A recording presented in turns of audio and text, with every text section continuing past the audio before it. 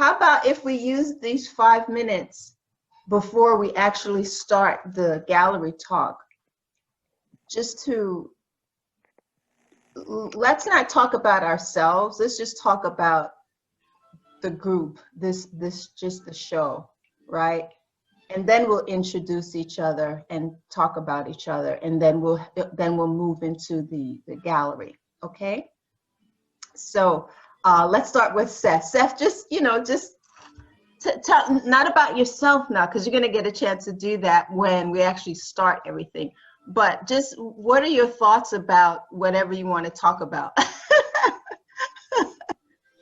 I would just like to, I am very excited because I attended the first talk on Friday night, and just the global community you have created, and just the discourse that happened, and while we looked at all of this beautiful artwork, it was just really uplifting, and with the theme in mind, with every piece being the most important thing there is. It's a good focus for a global community to come together in discussion. Oh, great. So you have a thumbs up for these themes then. Good. Good. Yeah. Thumbs up. Yes. I'm like a kid. I need a lot of support. It's like, am I doing okay? Yes, you're doing okay. That'll keep me going and know that I'm on the right track. So Scott and Juju, how about yourself? Just about the theme in general and your feeling about being a part of this. Well, I was excited about it because like my pet project is butterflies, and butterflies are global, and there's so many, and when it was such a global community, just from everywhere, it was exciting that then I know that I could know someone now from I'd never know. So this is a great sort of networking and introducing each other to each other, right? Yeah. Cool. Thank you. Anne, how about you? How do you feel about this whole thing? I'm excited and actually grateful about it overall, because I just think it's an outstanding opportunity that you have provided for artists around the world. I think it's awesome. Great. Thank you so much, Anne. Anand, how about yourself?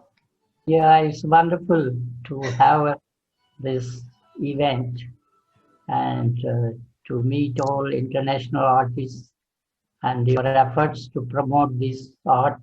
I really appreciate it. Very good. Thank you very much. And I have Galaxy J4. Now I know is that your first name?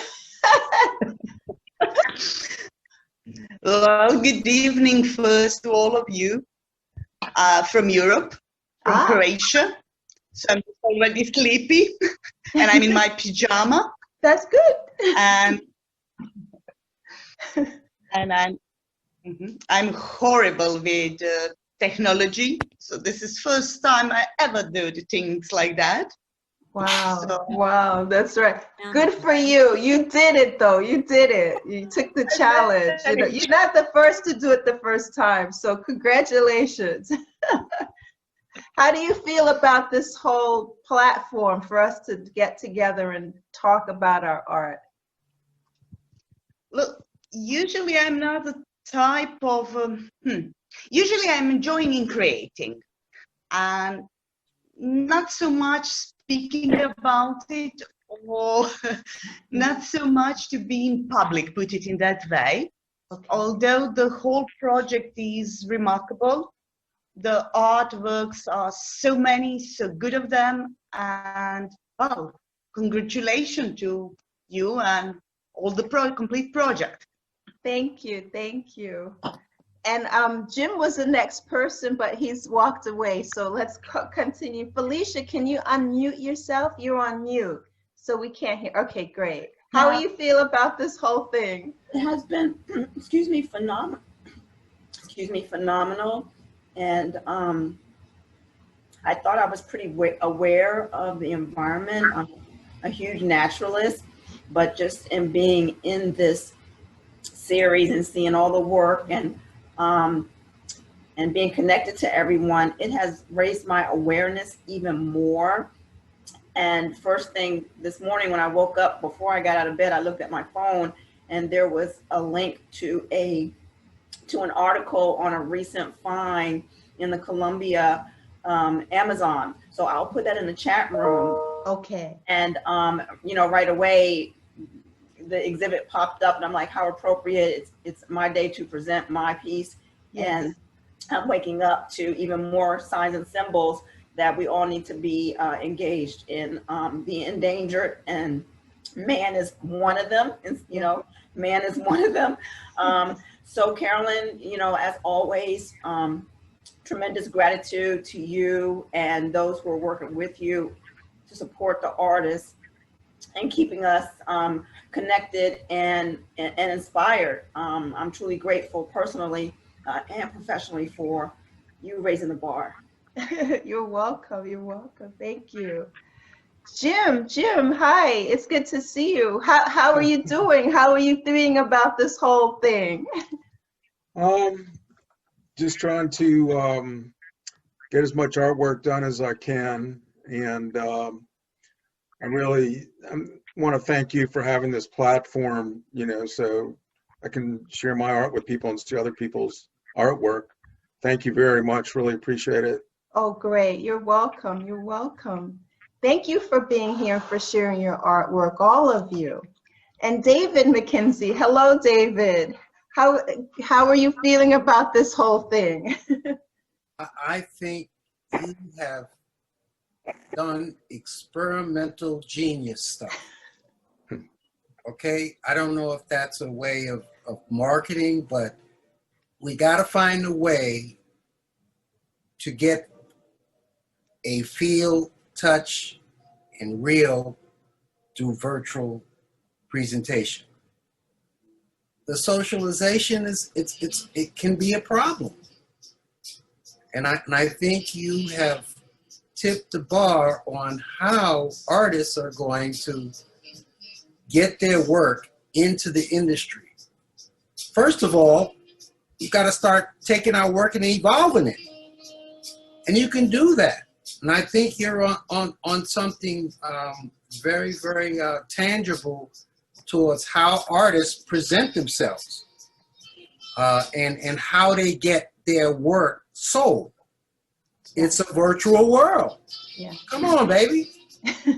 You have found a way of getting the pioneer part of, and the struggle and all the policies and what.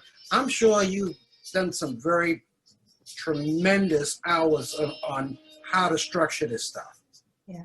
And I don't really like to, flog anybody on Zoom. So you've done excellent.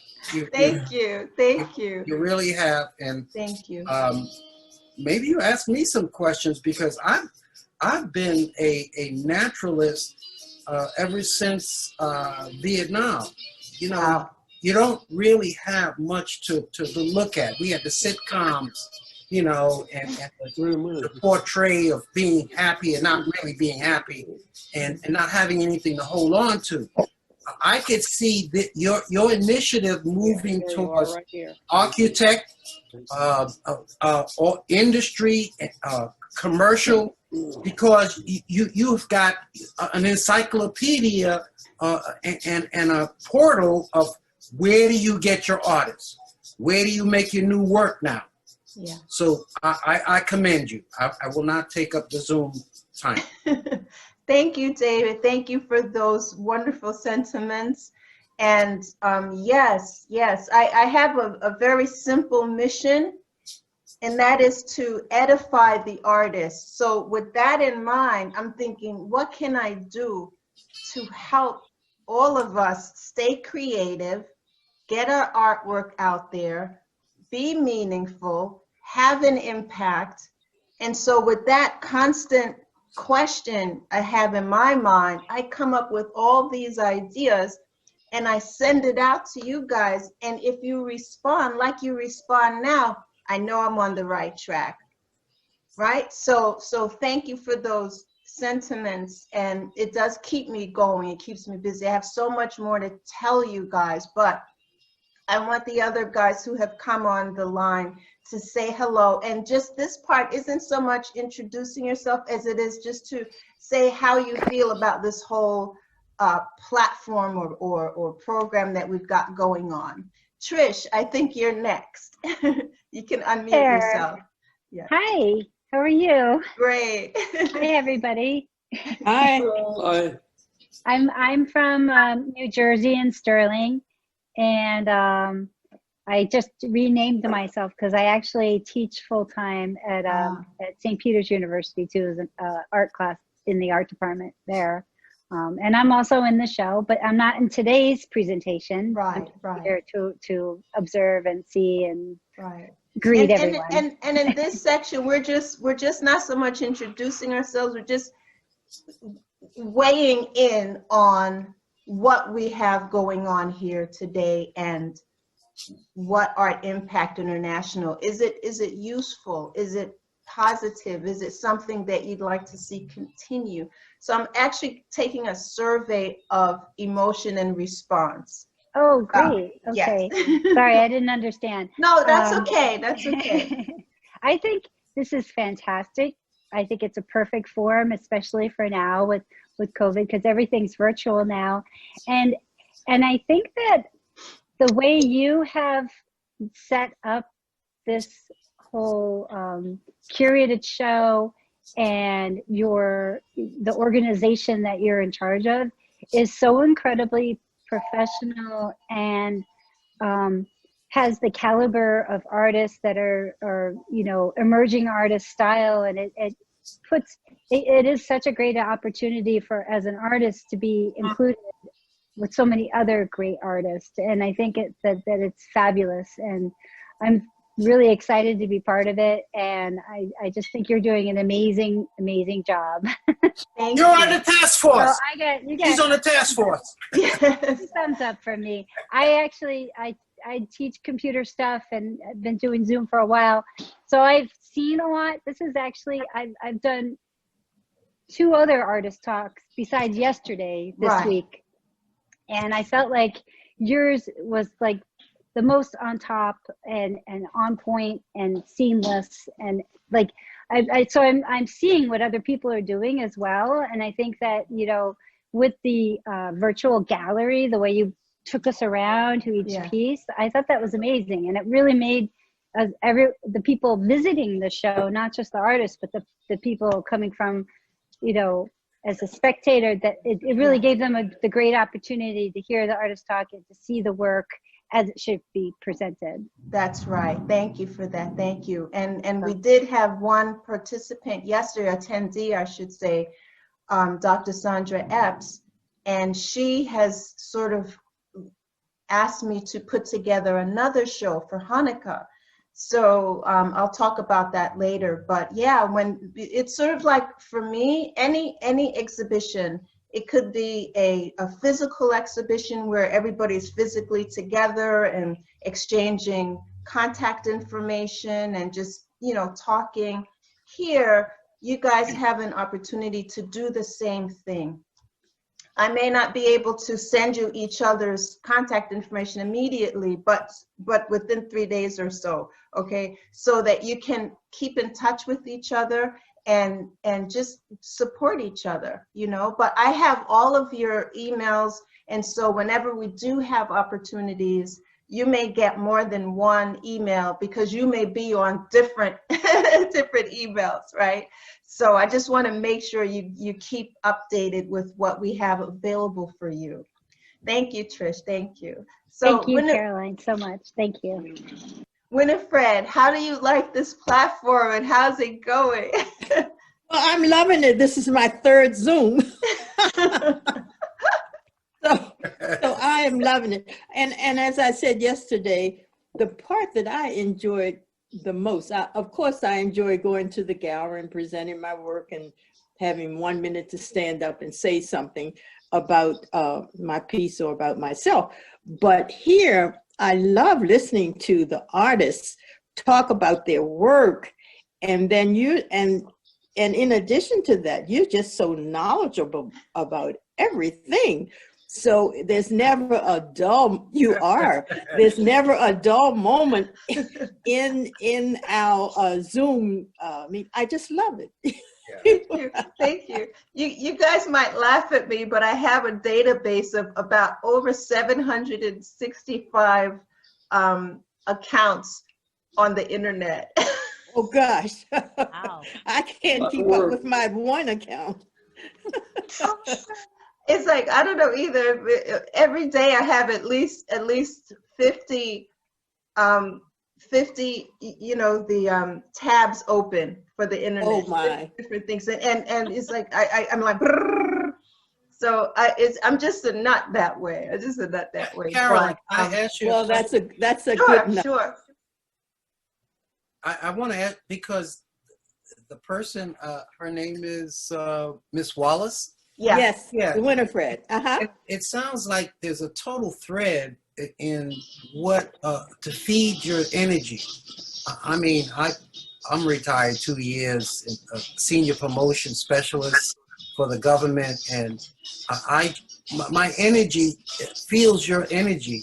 Well, There's a lot of sectors that you could take this platform and run with it. Yeah. Now, I wouldn't be so strong about e-commerce right away, because you want to see what the market is going to bear. And if you can find an e-commerce, Amazon kind of way of bringing artists into various industries and various products, I would love to see my work on the rug. You can step on me anytime. Okay, this is my first tip then to all of you. Okay, let's see if I can remember it. Signature 7, something 7. My daughter told me about it, and I wanted to send that to all of you guys at some point. I'll remember, just remind me to give you that link in the chat where you can put your artwork on anything, right? So it's pretty cool. So yeah, definitely I'm gonna be doing stuff like that. So let's quickly move on, because it is now, it's 3:15. But I want to get everybody who's here just to say a few words, because I want us to be very interactive with each other. Okay, so I know Mr. Davis is not Janice Davis, because you don't look like a Janice. That's my wife. Okay. Mr. Davis, how do you like this platform for what we're doing? Well, I thought we were going to talk about our artwork, but I'll listen, and it's interesting to see what you're all doing, what you're saying. Okay, thank you. Thank you. I might have gotten into the wrong thing here, but I'm not a big talker. Okay, that's fine. That's fine. Many of the attendees here came quite early, so we were sort of just getting to know each other. So as we move forward to the artwork, we can sort of know who's here. Okay, that's good. Thank you. Okay. Okay, so Craig, how are you liking this? I like this. It moves on. It shows you the potential of what you're doing. It's catching on. Yeah. Thank you. And Dr. Epps. Dr. Epps is here. Can you okay, great. We're right now we're just giving like a 30-second hello and how you feel about just the platform itself. Not so much introduction, but just how you doing with this platform, what you feel about it. Well, it's you as has been recognized, acknowledged, and celebrated, that's making all of us feel interconnected because of the energy. I think synergy energy is important in this pandemic, is that there's a lot of Zoom, and I'm like Winifred, this is my third. I had to get out and get some sunshine. I'm here in New York. Yeah. So the whole idea can you tell that? And this is the first time that I have come off of a blank screen to actually be in person because of the anonymity that Zoom allows. So I've done 2 church services, and I feel like I'm at church. Nice. Yes. I've done a church service also. Yeah, church is what's happening now. Great. Yes. Thank you. And we'll talk more about what you and I are doing a little later. But just real quick, and I think maybe a couple more people, and we'll start the actual gallery. Okay, because we have two galleries today. We have the abstract paintings, and we have the flight, fauna, and flora. All right. So Seth, can you unmute yourself and just give us a quick hello and how you like this platform? Did you say Seth? Yes. Well, here it says Seth Ruggles. Yes. Yeah. Hi, I'm Seth Ruggles-Heiler. Yeah, no, I am loving this, like, for the reason everyone else is saying that. It's just, you're creating this web across the globe of connection with the best of intentions, and the energy, the creative energy, we can feel it. Yes. Cool. Thank you. All right. Forgive me for not asking everyone, but you will have a chance to speak. But let's get started, because I believe it is 3:15 or 3:20. So let's get started. How's that? Okay. Great job. So thank you everyone for being a part of our final gallery talk for the Endangered, Can Art Save Them? We have today the artists who will speak about their works, which are the abstract and the flight, floral, and fauna. So without further ado, I'm going to share my screen, right? And let you see, and we're going to enter the, can everybody see my screen? Yeah. Yes. Okay, great. So let's see which one this one is. Okay, so this is the abstracts. So what we're going to do is we're going to start from the first one on this side. And then let's do it like this. Let's start on this wall. Now that's interesting. I'm not sure why. Okay, so, and I'll ask you if you're present, because I'm not sure who's present to talk about their work. But even if you're not present, we'll still, if the attendees would like to comment or find out more about the artist, we can do that on the fly as well. So this is Terrence Longton. Is Terrence on the call? Okay, no. So this is called The Witch. It's an acrylic on canvas, and it's quite large. It's 48 by 36, and he did this year.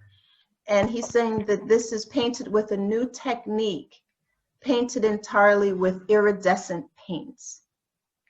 And he says he feels like he's invented this technique. So let's see if we can get any closer to it. Beautiful. Yeah. So it's a lot of flowing going on here with the medium, which is fantastic. And he seems to have a good control of the paints, because he's been able to portray what it is he's trying to do. And here's another one of his pieces next to it. And this one is called Copper Harbor. So he doesn't give a narrative about how this is relating exactly to the endangered, but this particular one has to do with the waters being polluted. So I believe that this is about his abstract view of the water pollution. Even though this image is quite beautiful, it's still not something that we want to drink, right? So does anybody have any comments they'd like to make about these two pieces before we move along? Beautiful artworks. Yeah. Very beautiful. Yeah. Cool. Okay, so this is actually a sculpture. Let me do it like this. This is actually a sculpture of, let's see here, Bonnie. Yeah, Bonnie. Is Bonnie here with us? So she was kind enough to give us different views of the sculpture. So it says that, let's see what the medium is exactly. It says altered book art, fiber. So this is a fiber piece.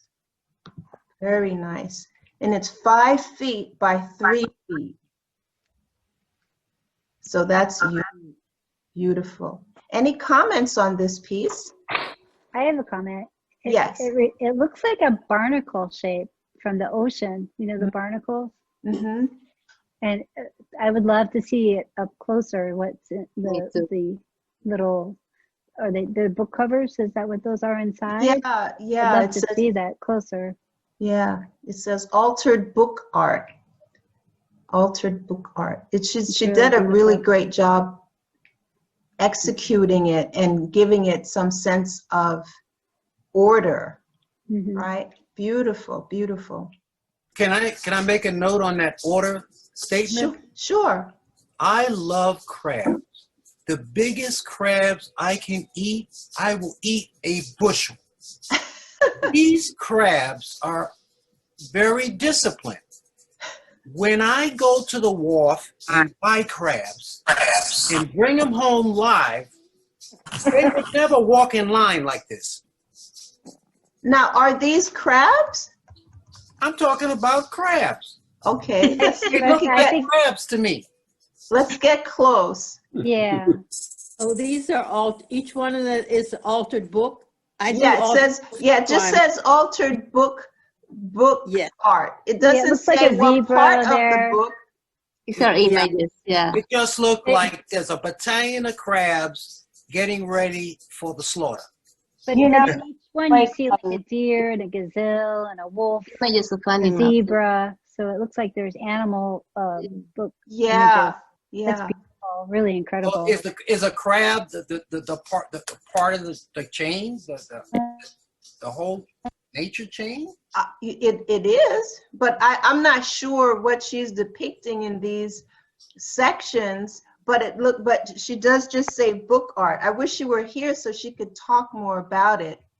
You know, when I first looked at it, I love it. Don't get me wrong. My critique is, and I'm using a metaphor for how I could appreciate that piece. I hate to try and frame that piece. You need to detail, yeah. I think she's self-framed it by the way she actually put it together and organized it, and it looks like maybe she used vines of some kind with wire and pieced it together. When I first looked at this, you don't laugh, guys, I thought it was cupcakes. See? I can see that. There you go. I'm not as eccentric by myself. No. Can you hear me? Yeah. It looks like it's just hanging on the wall. I mean, yeah, it is. Yeah, it is. By itself. Right? Front and back. Okay. And it struck me as bird feathers from afar. Jonah. Go ahead. Keep it coming. Keep it coming. Let's get closer. Let's see. Yeah. They look like the inside of a seashell. Yeah. I see different animals. So maybe she took pages from a book, like the zebra here. National Geographic. It looks like it looks like on this one here. It looks like a deer, face of a deer. So yeah, I see it. I see it. It's like now I can see that. Yeah, and this one here is a rhinoceros. It looks like. I see it. Yeah, so we would have to see the patchwork of, you know, but at least we have an idea, a little better idea. Hey, there's the African. Look up in the left corner, the African dog. Right up at the corner, the left side of your screen. Right here. Oh, he's notorious. The African dog? Yeah. They'll bring down The an elephant. hyena? It looks like Right a there, hyena. right there, the hyena. Yeah. Oh. Talk. So this is a fun Gallery piece. talk. This is a fun piece, and again, I just wish we could see it in person. I think if we were all in the gallery physically, we'd all be, circled around the whole. Gallery talk. Very nice. And she's already sold this piece. Miss Reed, Wow. yes. That's beautiful. Fantastic. So Felicia, you are up and I know you're here. This is your piece and it's entitled Untame Our Jungles, Help the Wild. So please, Felicia, let's hear what you have to say about this piece. Well, talk a little bit about your background. Okay, so wow, where do I start with that? This piece actually came about as a series of pieces from being in the Chroma exhibit, where that piece that was selected for that exhibit was Tame the Fear. And I made about 3 or 4 other pieces thereafter, and this one took on a more jungle or wild centric than any other piece. So this medium is wet felting with silk and wool fiber, all hand agitated, and it's done in the ancient technique of felting, laying the wool roving almost hair strand by hair strand on top of a silk base.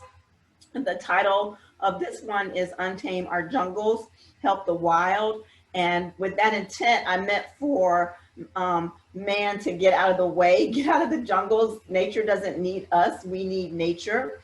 Mm-hmm. And when we go in, we tend to taint areas and leave ruts in the ground and all kinds of, destruction. Right. So untame our jungles, with man, not with pulling out animals and putting them in circus or acts or that intent. Okay. It was beautiful to create, and the just amazing energy came out of it. And you'll see different things in the wrap. These are actually wearable. Yes. I make these wraps as a result of an answer to a prayer, going through some major abuse practically all my life in the last at 51, where I just had to ask God constantly to please wrap me in love and protection. And I have no formal training in felting or much of fibers. And I started crafting with wet felting, I do believe, as an answer to that prayer. And now I am in November, for example, I was in 10 exhibits with my wraps in virtual and in person, and they're just phenomenal. And if you ever come to one of my exhibits where I'm actually there with the wraps, you can feel the energy. And I promote swaddling and healing, and these are adult blankies so that we can wrap up and protect our energy field, and just get healing, inside.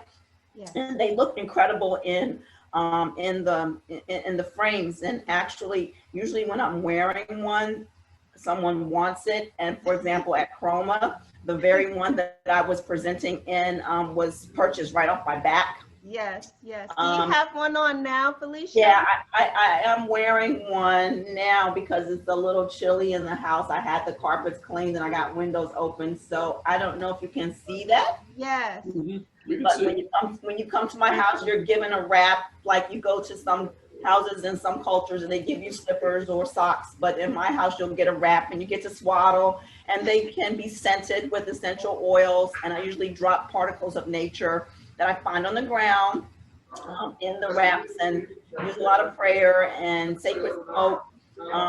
And I'm just happy to have this gift. So it's an ancient Mongolian technique of wetting the silk and wool. There's no sewing. And like I said, each fiber is laid almost hair strand dimensional. Great. Thank you very much. Now, somebody has talking going on in the background. Can you mute yourself if you're not going to ask Felicia a question? But please, but Felicia, unless you're the one who had the background noise. No okay, good. So don't unmute yourself, because I'm sure some of the attendees may have some questions for you about your piece. So everybody, do you have any questions or comments for Felicia? Felicia, this is Winifred. I don't have a comment about this particular shawl. It's beautiful, but I was also in the Chroma show, and I distinctly remember your pieces there. And you, was your son also with you? Yes, we were both models. Right. 2 other pieces that were yes, that were chosen. So yeah, yes, that was me. Just and, beautiful. Thank you so much. And Mr. David McKenzie, I met him down at Matawoman for the exhibit there, Save Our Seas, Save Our Oceans. Yes. So I'm very popular with my raps, and usually people don't know me by my name, but they see me in my raps and go, oh, it's you. And, as of yesterday, I have been awarded my first solo exhibit. I'm heading down to Greensboro, North Carolina, and Revolution Mill, who has awarded me my very first solo exhibit, where about 20 raps will be crafted with writing from family members and friends. And I'm excited about that. So I'm grateful for Carolyn and all the platforms that I serve on. And we must do our art. We must do art. Yes. Thank you, Felicia. Thank you for that. I have a quick Beautiful, question. beautiful work. Sure. I have one question. How long does it take you to make one unwrap? It's an energy thing. Like I say, this is a tool that I use, a modality for surviving trauma. And I can craft one in a day and a half if I'm really in that space. Most of the time, it takes me a little over a week or less, depending upon the time I put in and how deep I want the fibers, how many layers it's going to take me to work. So everyone is uniquely made and different, but I can make myself my own wrap in a day and a half, and I just go to someplace very special and channel the energy to come up with something. That's really beautiful. Wow, thank you. Beautiful, beautiful. So Felicia, I'd like to add to what you've said already, that to use the construction and the process is so therapeutic. And I'm sure that you convey that in your spirit and your love and your warmth. It is in those wraps. So I think that's one of the reasons why they're so popular, because they are effective. They help to heal. They so, are. Yeah. So yes. They are super energetic because the fibers come from the alpaca or the sheep or the lambs. They are grazing on the ground. Those fibers have energy in them from nature because of the intake from the animal. The silk and the silkworms is all natural. Also, I work in a very sacred studio in my home that has been energetically aligned on the magnetic grid. It's very sacred. So this is not just something that is thrown together. The intent and the work is just incredible. And there are times when there's so much energy in the fibers that I actually have to just walk away from them. And Trish, that goes to answer your question, how long does it take? Sometimes these fibers are untamed and I need to walk away from them and let them calm and on the silk and get to know each other. And it's a very sacred and beautiful process. And I use them in I'm also a professional speaker and a coach, and I use them in the work that I do. And I promote, like I say, swaddling, healing through the olfactory gland, and they're healing art. Very, very good. Thank you, Felicia. Thank you. Thank you. Does anyone have any other questions or comments for Felicia before we continue? Beautiful work. Great. Thank you. Thank you. Unmute. Am I on? Yes. Yes. David, you're on. I wanted to ask Felicia, there's a lot of grant money in mental health work based on your platform and the things that you do. And you have great talking points, and you probably could get thousands and thousands of dollars to put together a total mental health. How do you get over domestic violence using art? So I hope I was able to listen to you intently and feel yourself. I saw you down at the pond one day. At a woman, yes, with my son and his father, and actually I had the wraps with me so you could feel them. But as in regards to your comment, yes, I am working in the forums as an advocate to promote healing with art. I'm doing some work right now with the Capitol Hill Art League as an outreach steering committee member to connect with other platforms to promote healing with art. So I am on that journey. Very good. I'm so happy that I got that vibe. Yeah. Virtually, I got the vibe. The spirit doesn't need space or time, or it just needs beingness, right? And that cuts across mass, right? Okay, so let's continue on because we have two more. Okay, this is another piece by Ann Clinton, Birds in Flight. Is Ann here? Yes, yes. And hello. there you are, there you are. So let me read, and this piece is also sold. Let me read your narrative here that's called Birds in Flight. It's an acrylic piece.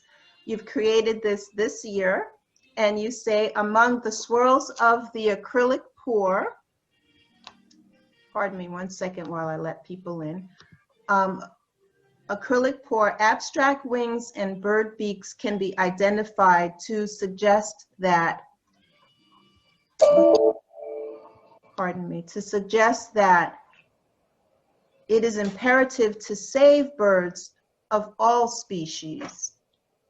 Very nice. So this is an acrylic. Okay, so talk a little bit, Anne, about this piece.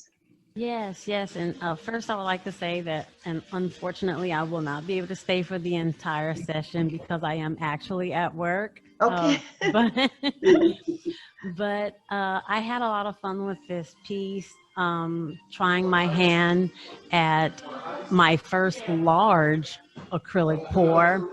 And of all the colors that you see there, the cobalt blue, the Caribbean blue and everything, I mixed all those in a nice large measuring cup and just kind of have fun pouring the paint over the canvas in a meandering sort of way. And then I just picked up the entire canvas and rotated it around until all the paint just rolled over the sides.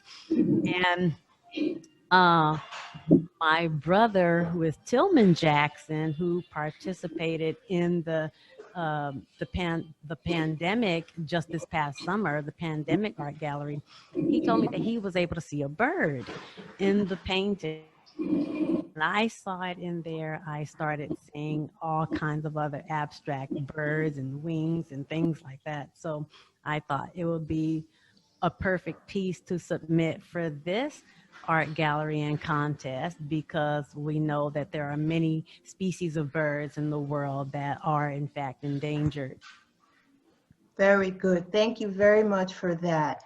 And the abstract works in this gallery, as I mentioned earlier, curating the show wasn't that difficult if the artist gave some kind of an indication of what and how they produce the piece and how does it connect to our theme. Mm-hmm. So when you put that narrative there, it could help the viewer to try to connect and see or feel your intention. So yes, the art speaks for itself, but it doesn't hurt to actually have a narrative next to it. Right. And that's why we have these brief sentences next to the artwork. If you go to any reputable gallery, they usually have a statement by the artist. That's very helpful. And we've sold pieces based on the narrative, believe it or not. So don't think that you can't speak about your work or the art should speak for itself. Yes, yes. But if you're really wanting to communicate, right, and validate yourself as to why a piece is in a show, please don't hesitate to explain it to us. I don't feel that that's a negative at all. So thank you, Anne, for that. And right. So does anybody have any questions or comments for Anne? Looks very nice. Yeah, I have a question. How do you inventory all of these beautiful pieces? Where do you put them when they're finished? You're asking that to Anne, right? Right. Okay. Actually, I have an extra room at home where I just hang all of my artworks, as well as a couple of CBD stores that my husband and I own, and we also sell them from the store as well. Wow. Wonderful, wonderful, wonderful. You're in the task force.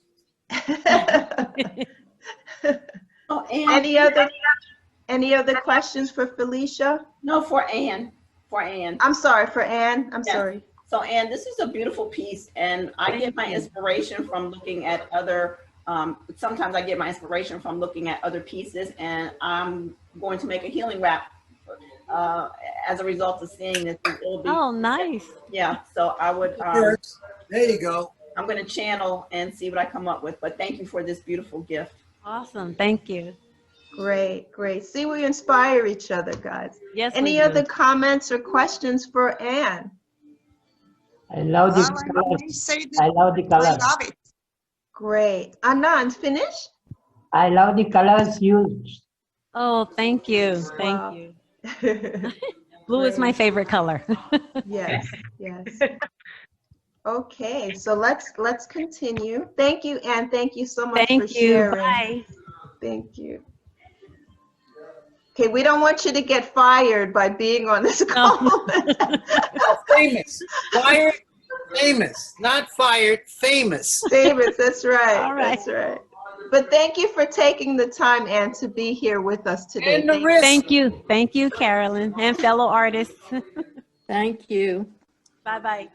Take care. Bye-bye. Bye. So Rosa Garcia Landet Diaz. Is Rosa here? Ven acá. Pardon? Is Rosa here? No, okay. This one is called Fachada. Tenemos dos caras. I know that tenemos means we have, and dos means two. Does anyone know what cararas means? Caras? No, it looks like $200,000. Oh, we have two faces. We have Okay. two faces. Yeah. Thank you. Thank you. I'm taking Spanish lessons every day, so I'm doing a bit at a time. Very good. Thank you. Overachieving. Okay, go ahead. Where are the dots on that? $250,000? Yeah, that's what she's got it as. Get it. Dame chavo.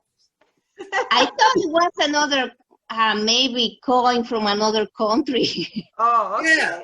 Yeah, maybe. You could buy an island with that. Maybe something like that, yeah. I know. Maybe she was thinking of it in another denomination of dollars. In my country, it's a big billion, so. Yeah. But focusing on the art, focusing on the art itself, guys, what comments have you got for this piece? Says we have two faces. I love it. I love the name. I love the title. Yeah. Yeah. Yeah. And also we all love blue, but she has a very nice, like a lemon yellow mix in there as well that gives it a contrast that's important. So the fact that she's called it, I have two faces, you know, you wonder what are those two faces, and it makes you think. Maybe the good and the bad. Yeah, could be good and bad, pollution and purity. Like, yeah, but it looks like a reflection too when I look at it. Okay. It feels like the reflection you would see with almost like in water or something like that. It's a very beautiful piece, and it's not agitated. It's, even though there's a lot of different marks here, they have a unifying effect of calm for me. Hello? Yes. Hi. Can you hear me? You Yes, can hear me. Michelle, Oh, yes. Yes, hi. Hi. It almost looks textured with a palette knife. Okay, it could be. Let's see if we could get even closer to it.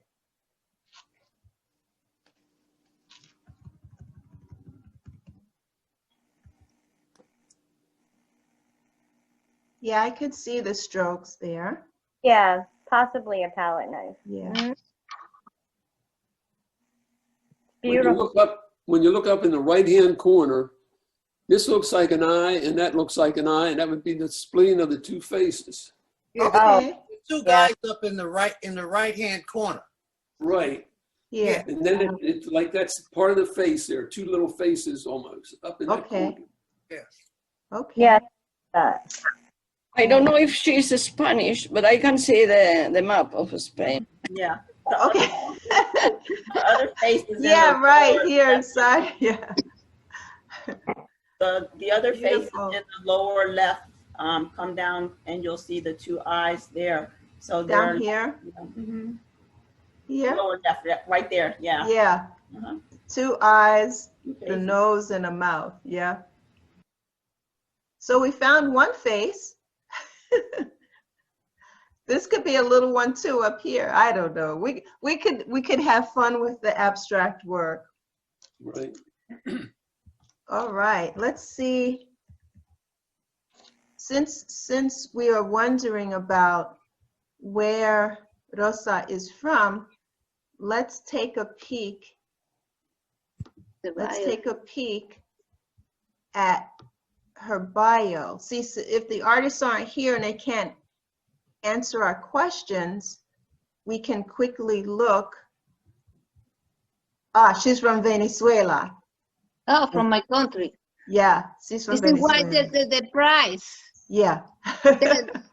This number had to be with the coin in my country. That is crazy. You can sell something here in $100, $200. I think my country is like 1 million bolivars or something like that. Wow. Okay. No, this is not. Yeah. Okay. This is not the price in dollars, probably. Okay. You say 100 believers. Is the money real? Well, we are not having bolivars right now.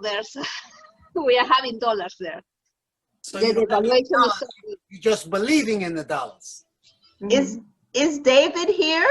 Yes, I am. David, great. Let's talk about your piece, Coral Reef on Fire. It says contamination of our coral reefs is a global warming concern.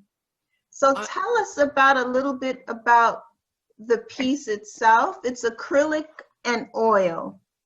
Well, it's acrylic and oil, sand, and silicone. Oh. And the silicone, it talks about the contamination in order to develop the piece. So the acrylics and oils are just the natural colors that we get all the time. What message that I'm sending here is that we have we have a chain of natural disasters.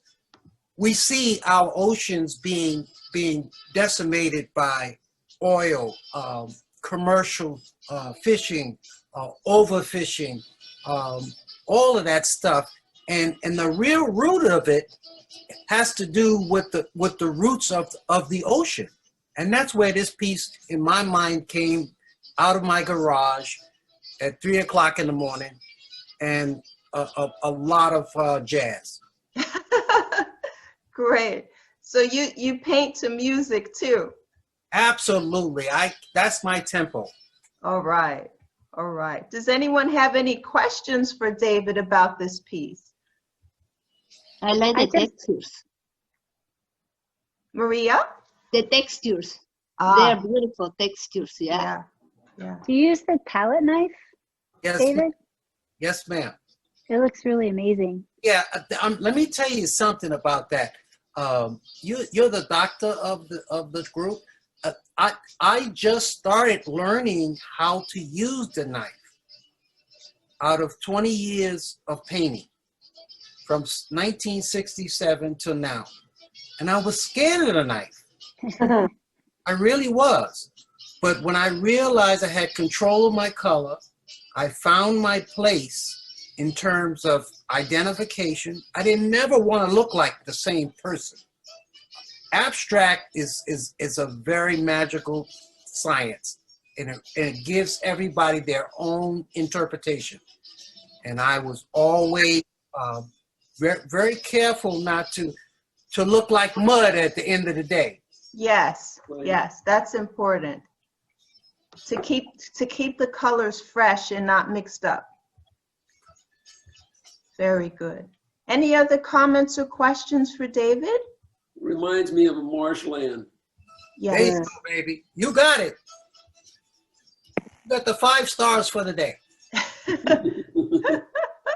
Because you're saying the same thing. I mean, come on. If we burn up the roots of our foundation in the ocean, come on, baby. We're done. And if we don't really go after it right now, we're done. Yeah. Yeah. And that's the piece behind you in your studio, right, David? Absolutely. That's my girlfriend right there. It looked familiar. It's not sold yet, so it's on the market. All right, all right. Any other comments or questions for David? Hey, look, let me ask you one thing. If you know anybody that wants a rug like this, give me a call here. Okay, okay.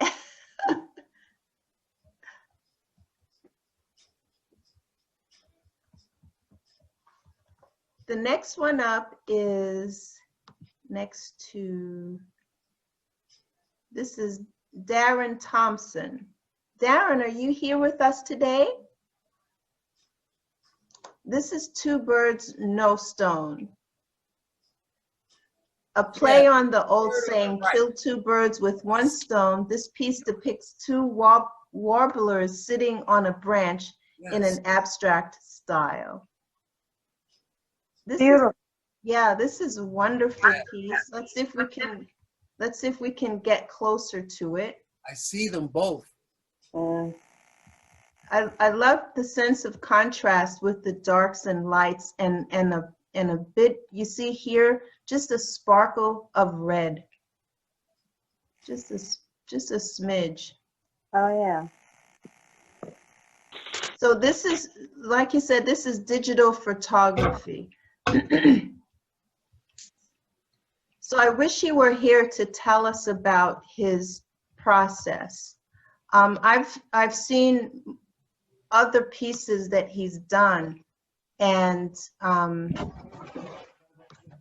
I believe he does take like excerpts from photographs, and then he'll manipulate it and put it together. So this is not necessarily a photograph of one thing, but it's sort of like a compilation, not so much a collage, but something from the same photograph he's using, right? So he just has a very good sense of creating something abstract from something that's actually in nature. So does anybody have any comments that they want to make about Darren's piece? Yes, I do. I'm almost finished. Okay. If I could see this in a lobby of a multi-million-dollar building, that would be awesome. Yeah. And all you would have to do is put the logo and connect it to the image, whether it be mosaic, whether it be marble, whether it be aluminum. And that's where I come from in this camp. I want you to know that I've got a great experience in different substrates. These 30 by 40s could be it could be spanning the building. Right, right. I understand that, yes. Very beautiful work here. Very That's beautiful stuff right there. Yeah, yeah, very beautiful. Any other comments about this one before we move along?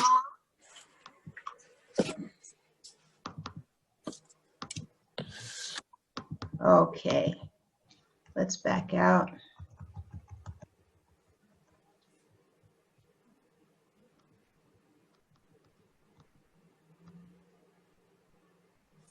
What software are you using, Carolyn?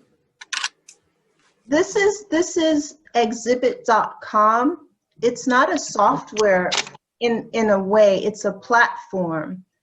And I researched and researched. When I knew I wanted to do virtual gallery shows, there are several on the market and several online, but this one for me, it was the safest, where people who are coming on to the exhibits can't copy the art with a left or right click and copy. 72 DPI, what are you going to do with that?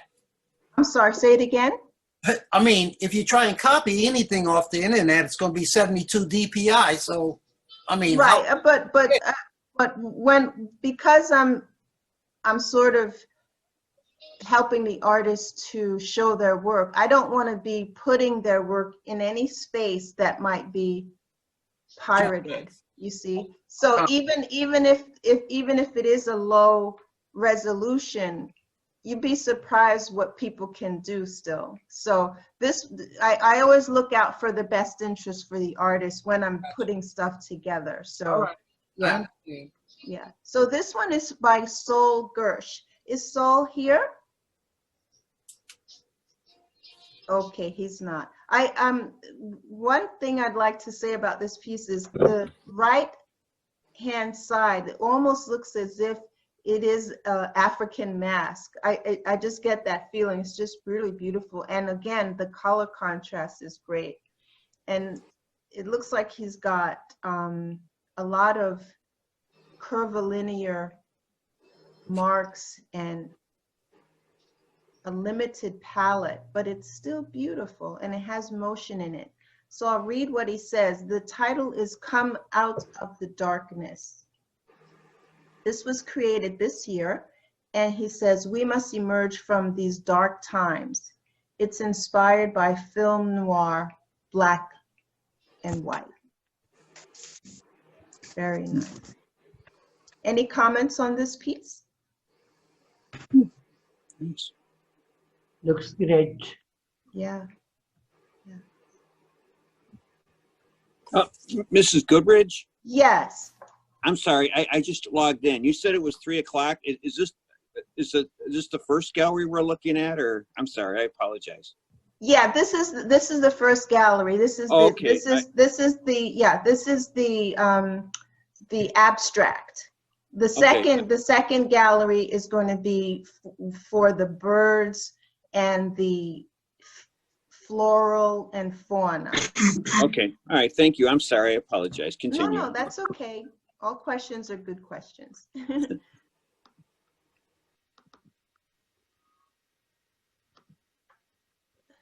Okay, this piece is by Seth Ruggles-Hiller. Is Seth here? Yep. Seth, you're here. Wonderful. I am. So can you talk about your piece here? Sure. So I'm Seth Ruggles-Hiller, and this is it's an oil painting, 2 by 3 feet on canvas, and I call it an ode to Rachel Carson. So actually behind me, I have a portrait I just finished of Rachel Carson. Oh, can you tell us who she is for those who may not know? So Rachel Carson was a marine biologist and an author. She wrote Silent Spring in 1962. And basically, she initiated the contemporary environmental movement. Wow. Yeah. You look like my brother. We're in the ocean together. I like that.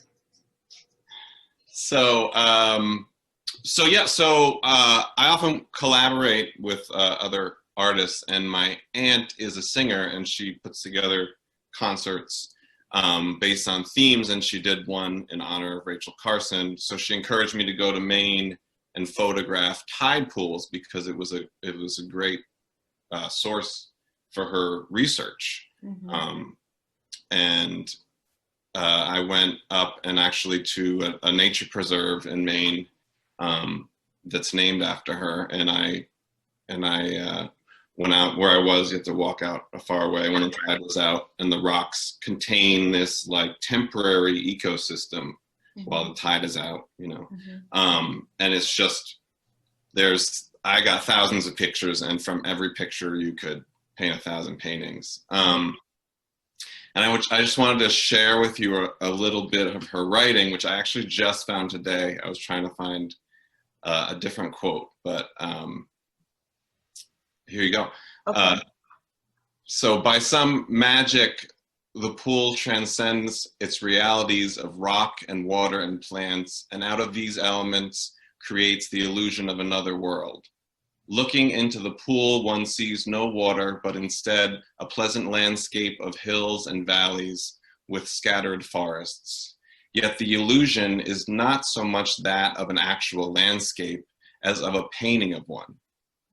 Like the strokes of a skillful artist's brush, the artistry of the pool, as of the painter, creates the image and the impression.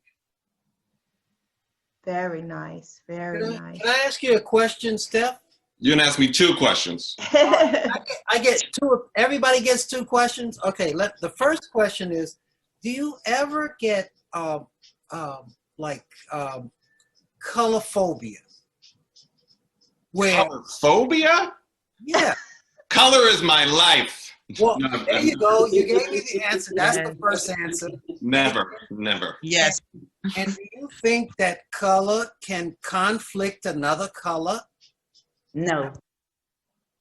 Well, it depends on what you mean by conflict. Well, look at your painting and look at mine. We could be cousins. We're all cousins. Yeah. Well,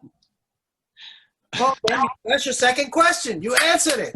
All right. Does anybody have another question for Seth? Great.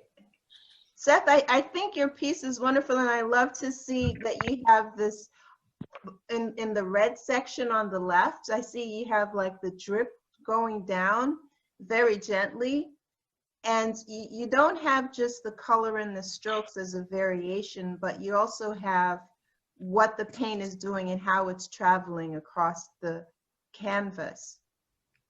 And also you have different widths of the brush stroke, so it's not a boring piece. I mean, having a lot of color and different colors are one thing, but you have them all truly going in some swooping direction all together as if something was moving through the water. So I feel that this is very well done, and the color that you've used, like even the pinks against the whites and the pinks against the dark, not blacks, but dark darks.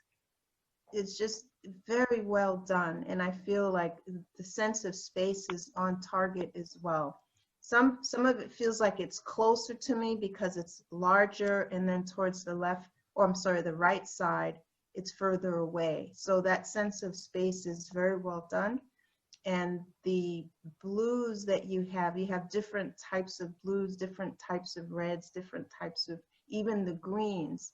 So for those who just see this one way, I definitely see the order. Now, we don't necessarily want everything to be orderly. We want it to be spontaneous, but within the spontaneity, it looks like you have a real good control of what you were doing.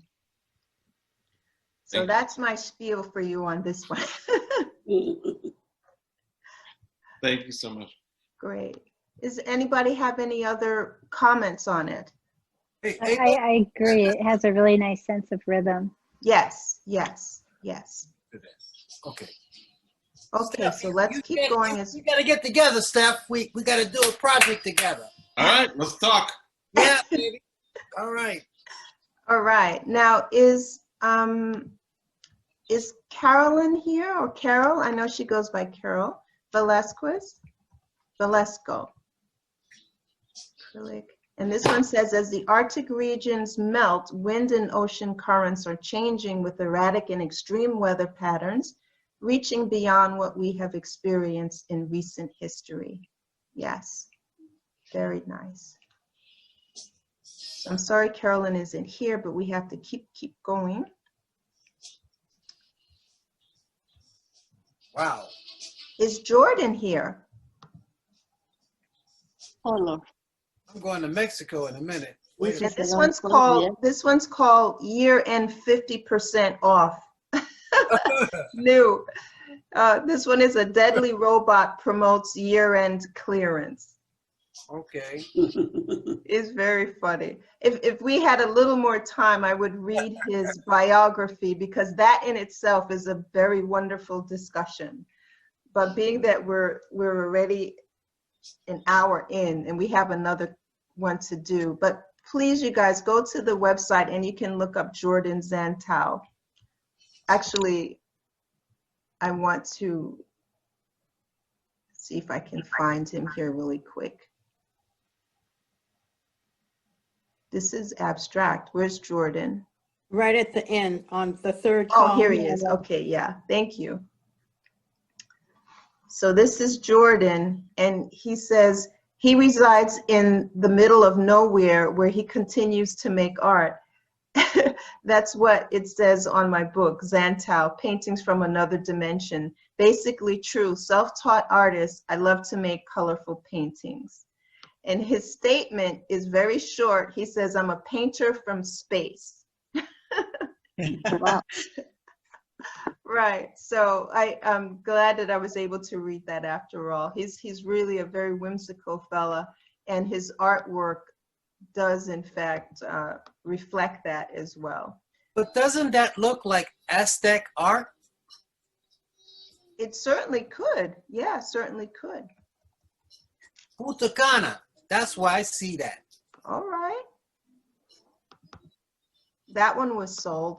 Let's I'm trying to get to this one. This one is by Alejandro Salami. Beautiful work. This one represents a quantum travel in the time where the two worlds converge. Is Alejandro on the call? I don't think I saw his name. Very interesting, yeah. This is just really interesting mixed media piece. It's like kind of symbolic. Yeah. Let's see. We have a sun, a cross. Yeah. Person. It's very interesting. Yeah. An eye. Yeah, the astronaut, a puzzle piece. Looks like a stairwell up here. A lot of texture in this piece as well. Very interesting. Right? He's got an eyeball up here in the corner. He's got an eye here and an eye here, right? Yeah. More puzzle pieces. He likes the puzzle pieces. Very beautiful. Very beautiful. And a nice balance of cool and warm colors. Okay, so again, I'd love to have more discussion about it, but we have to keep on going. This is Alexi. Is Alexi with us? This is an oil piece, and it says, even though a person lives in a civilized society, he often feels a craving for nature, a desire to return to Mother Earth. Very, very interesting. Any comments on this piece? I hate to see him in the back alley. Okay. It's nice to hear mention of Mother Earth again. Yes. I like that. Yes. And this is another piece by Alexi, a little less grim, right? This one, let's see if we can get a nice close-up of it. This one is called Psychedelic Forest.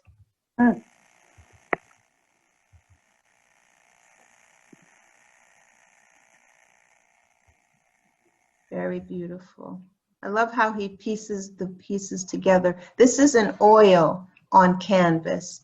So it's not a collage, but an oil on canvas. So it's just very well done. And this was done this year, and it's almost 40 by 32. It says, with that note, Carolyn, yes. what I'm noticing is that you come out of the 16 by 20 sort of, you know, showcase. A lot of these images are huge. Yeah. They really deserve a better, bigger place to present themselves. Sure, sure. That's something that you may want to look at. You know, because these paintings are not just something for an apartment, or you're just going to get, no, you got to have 20, 30, 40 feet for these kind of pieces. Sure, sure. Beautiful. Yeah, it is. He just, the imagination that goes into these pieces are just fabulous. Does anyone have any other comments about the piece itself?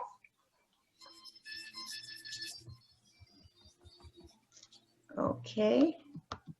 And we have this one here, which is Anand. Now, Anand, I know you're on the call. Would you like to please talk a bit about this piece? Yeah. This is oil on canvas. I did this with palette knives.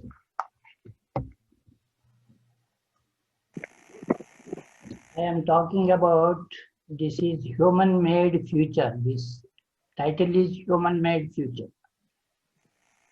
So we continue to build and explore living nature. You find all this construction here. We are not caring the nature. We go on building buildings. We are constructing. We will wake up only in future to only realize that we are left alone with no one to help us and breathe and make us happy. It is time to act and make sure we interact with the nature. We have to interact with the nature. Yeah. This all nature is disturbing. I have shown the moon on the top. Foreground, these abstract forms with the palette knife shows that one day we may reach the moon with construction of tall buildings. Wow. So nature is very important for us, I feel, and we have to protect the nature. I live near Himalayas in India, very near to Ganga and forest around there. And so many animals are also coming on the roads in the living places because road widening is going on for the tourism departments. They are widening the roads. So many animals, even in my own house, elephant came, cheetah came. Oh no. Yes. Oh no. I'm not lying. Wow. Wow. Let me ask you a question. When we disturb their things, they naturally miss their path and come out of the forest into the living places, human being living places. Wow. It is happening. One During coronavirus time, I was in US and I got phone from my house. See, there was no traffic on the roads and the animals from the forest, they are just coming zigzag way and they are losing their way and coming on the streets, coming on the homes also. So this is my interpretation. Abstract painting, in fact, this has got an award in Fine Art America contest also. Nice. Okay. Yeah. Nice. It's beautiful. Question, real question, because I'm getting hungry. Listen, do you think we are too late to save the planet? We are too? Do you think we are too late to save the planet? No, not like that. I love the horses in the background. That's something I love to do when I go on vacation. Yeah. Okay. Beautiful. Does anybody have any other questions for Anand? Beautiful piece, and I believe that you did interpret what you see is happening with the constant construction of cities and widening of the roads. Beautiful, very well done with the palette knife. Very well done. Does anybody have any last comments for Anand with this piece? Human-made future? I love it, Aman. Yeah. Thank you. Beautiful. Very nice. Speaks very well to your explanation. Mm-hmm. Very powerful.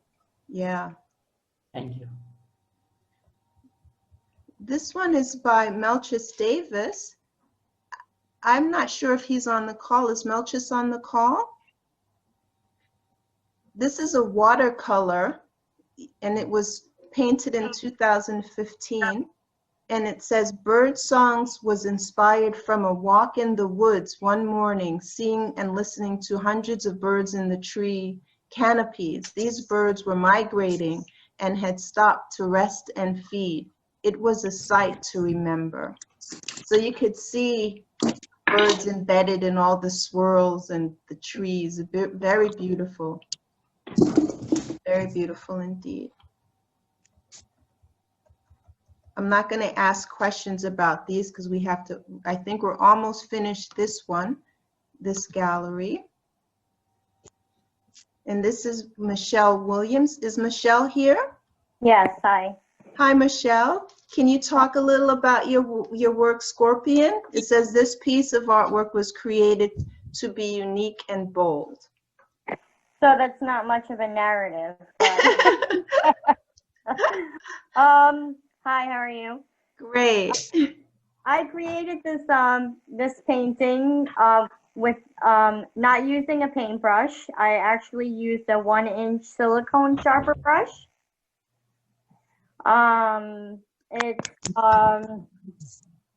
called, the title is Scorpion, and it's an acrylic 16 by 20 painting. And I wanted to challenge myself.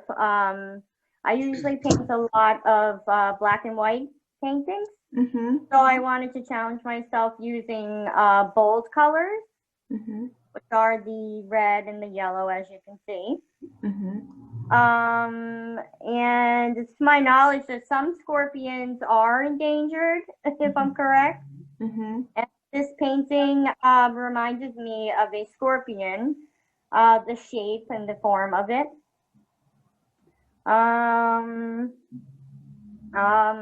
I paint, I'll get a little personal. I paint because I have anxiety, and it is my my therapy.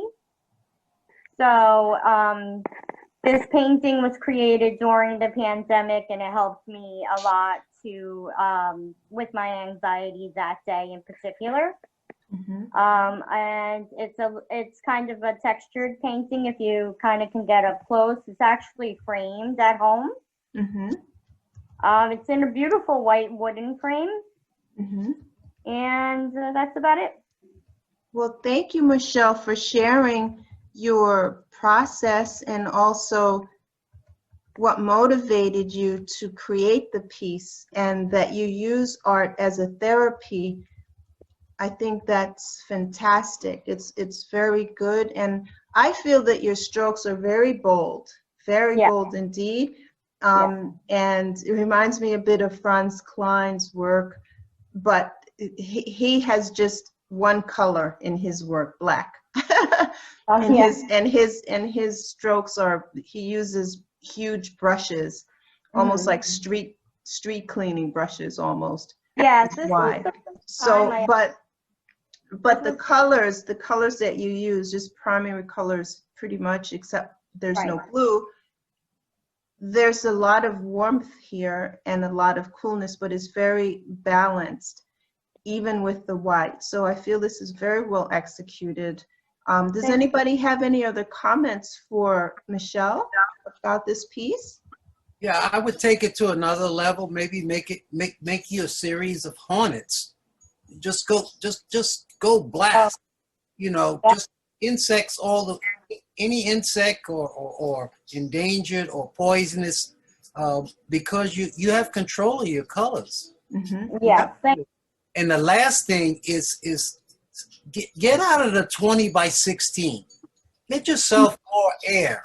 Get yourself more real estate, because your concept and perspective is right there.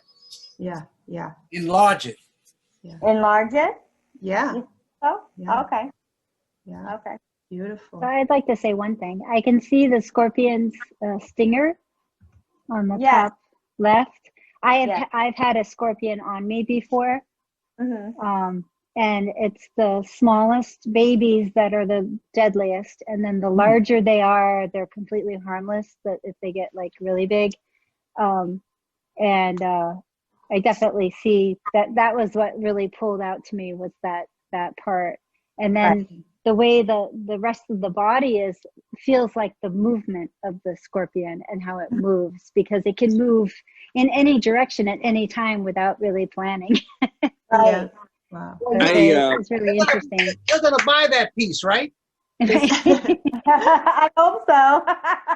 I like the tiny little white dots that you got in the middle of that piece. It acts like an eye, and then that little right there. No, right there. I see that too. And that little eye is like a swirling point of where the entire piece kind of like, it's sort of like a white black hole where the whole color and everything kind of explodes inward from that, outward from that little hole. Yeah, it's kind of neat.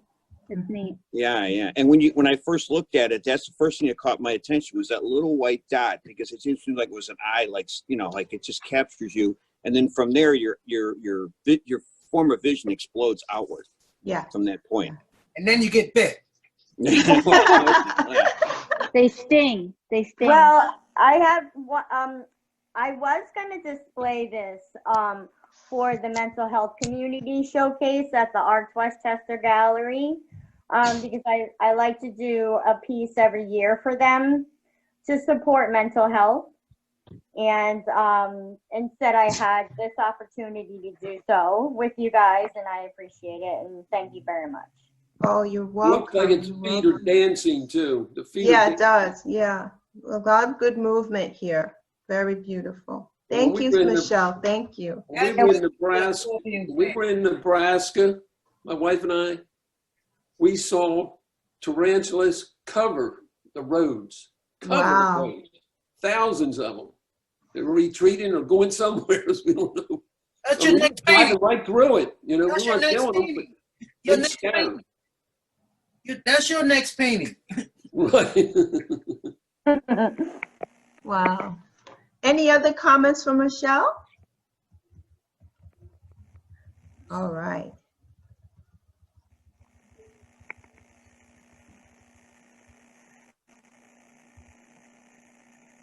Is Zenab here? Okay, this piece is a plein air painting. Okay, we are going to, and this is an oil on canvas. Sorry to keep going fast, but we gotta go quicker. Okay, Darija, is she here? Yes, Darija, yes, there you I'm are. up here. Not sleeping yet, but almost. Good, So and we let can me zoom into your piece. Please talk about it for us. So, well, first of all, yeah. Yes. Well, I would like to introduce myself, as I'm coming from Europe. So I'm coming from Croatia, which is, maybe not all of you know, it's a quite small country with 4 million inhabitants. My profession, I studied in the city of Rijeka. So I'm professor of fine art. Although my first direction is sculpture, I do the paintings. So that's the reason why it's a mixed technique, because I have always a love for texture. So I often do different techniques or different material use to have a texture. So this piece is specific in a way that it is inspired by a poem from one Croatian writer, and it roughly translated, it will be that rocks will remain but the lives are passing. So in a thing that we are speaking today, there was a question, shall the nature survive? Are we too late to save the nature? So I have maybe a bit of different point of view.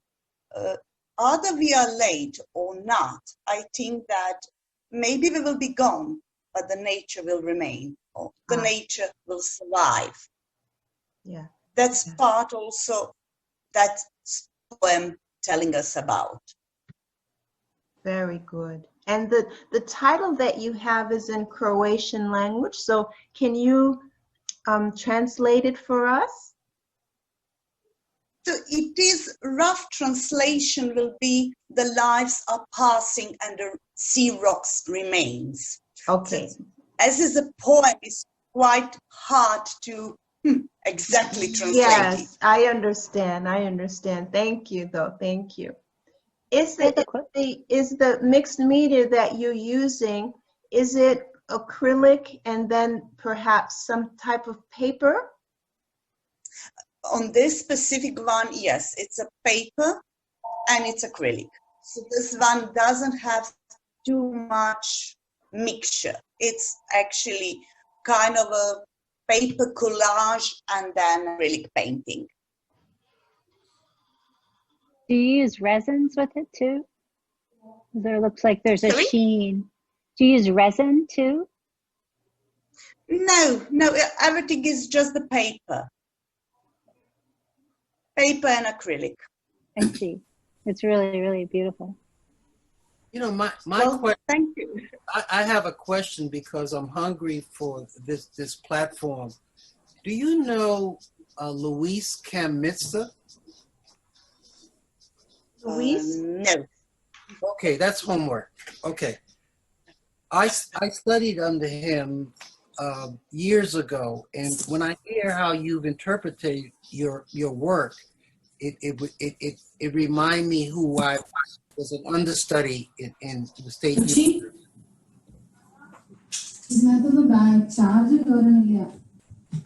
I just wanted to put that out there. You had a way of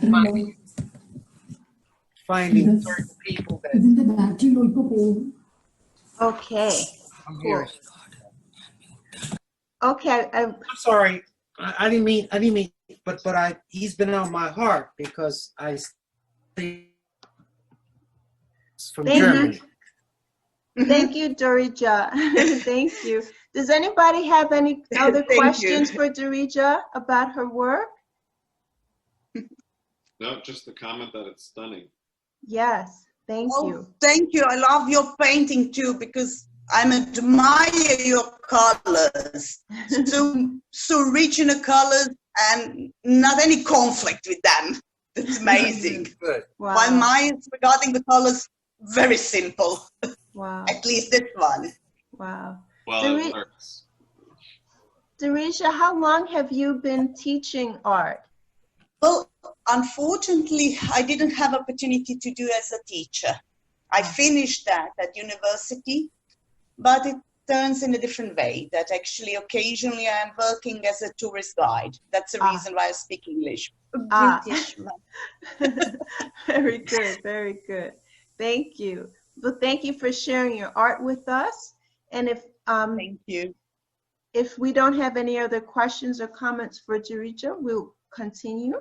Thank you. And well, what time is it, Dorija, in Croatia right now? Well, the moment is 10 evening. 10 10:30 p.m. Ah, okay, wow.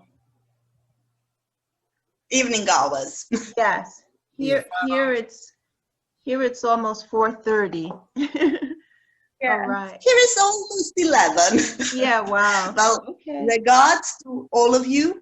Okay. It was great meeting you. And well, why I'm going to sleep. I can't survive anymore. I'm really bored. Thank you, Dorija. Thank you for hanging out with us. Thank you again. Great. Regards to all of you. Okay. Thank you. Bye-bye. Bye-bye. The next piece is Winston Harris's. Is he here, Winston? His is a tree of life. We're gonna keep scooting around. This piece is Carolyn Velasco, talking about big brush strokes and bold brush strokes. This one is also very beautiful and bold and Franz Klein-esque.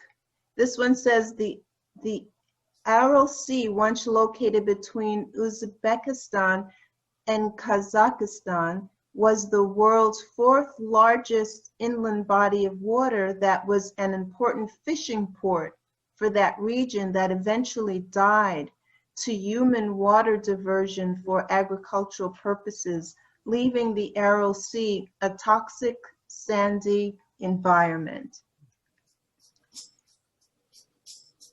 Wow. So you could see sort of like the bow of the ship here. Any comments here?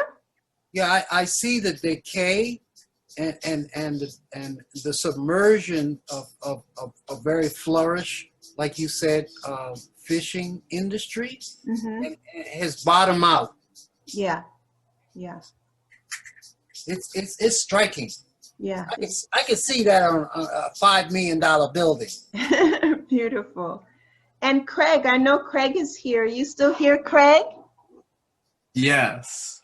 Okay, wonderful. Can you talk about this piece, My People Challenge 3? It's about the African American people and how many shades they can be and how much struggle they're going through in the world in these times. Okay. So these different colors on the top are like tan, very, very tan, black, brown.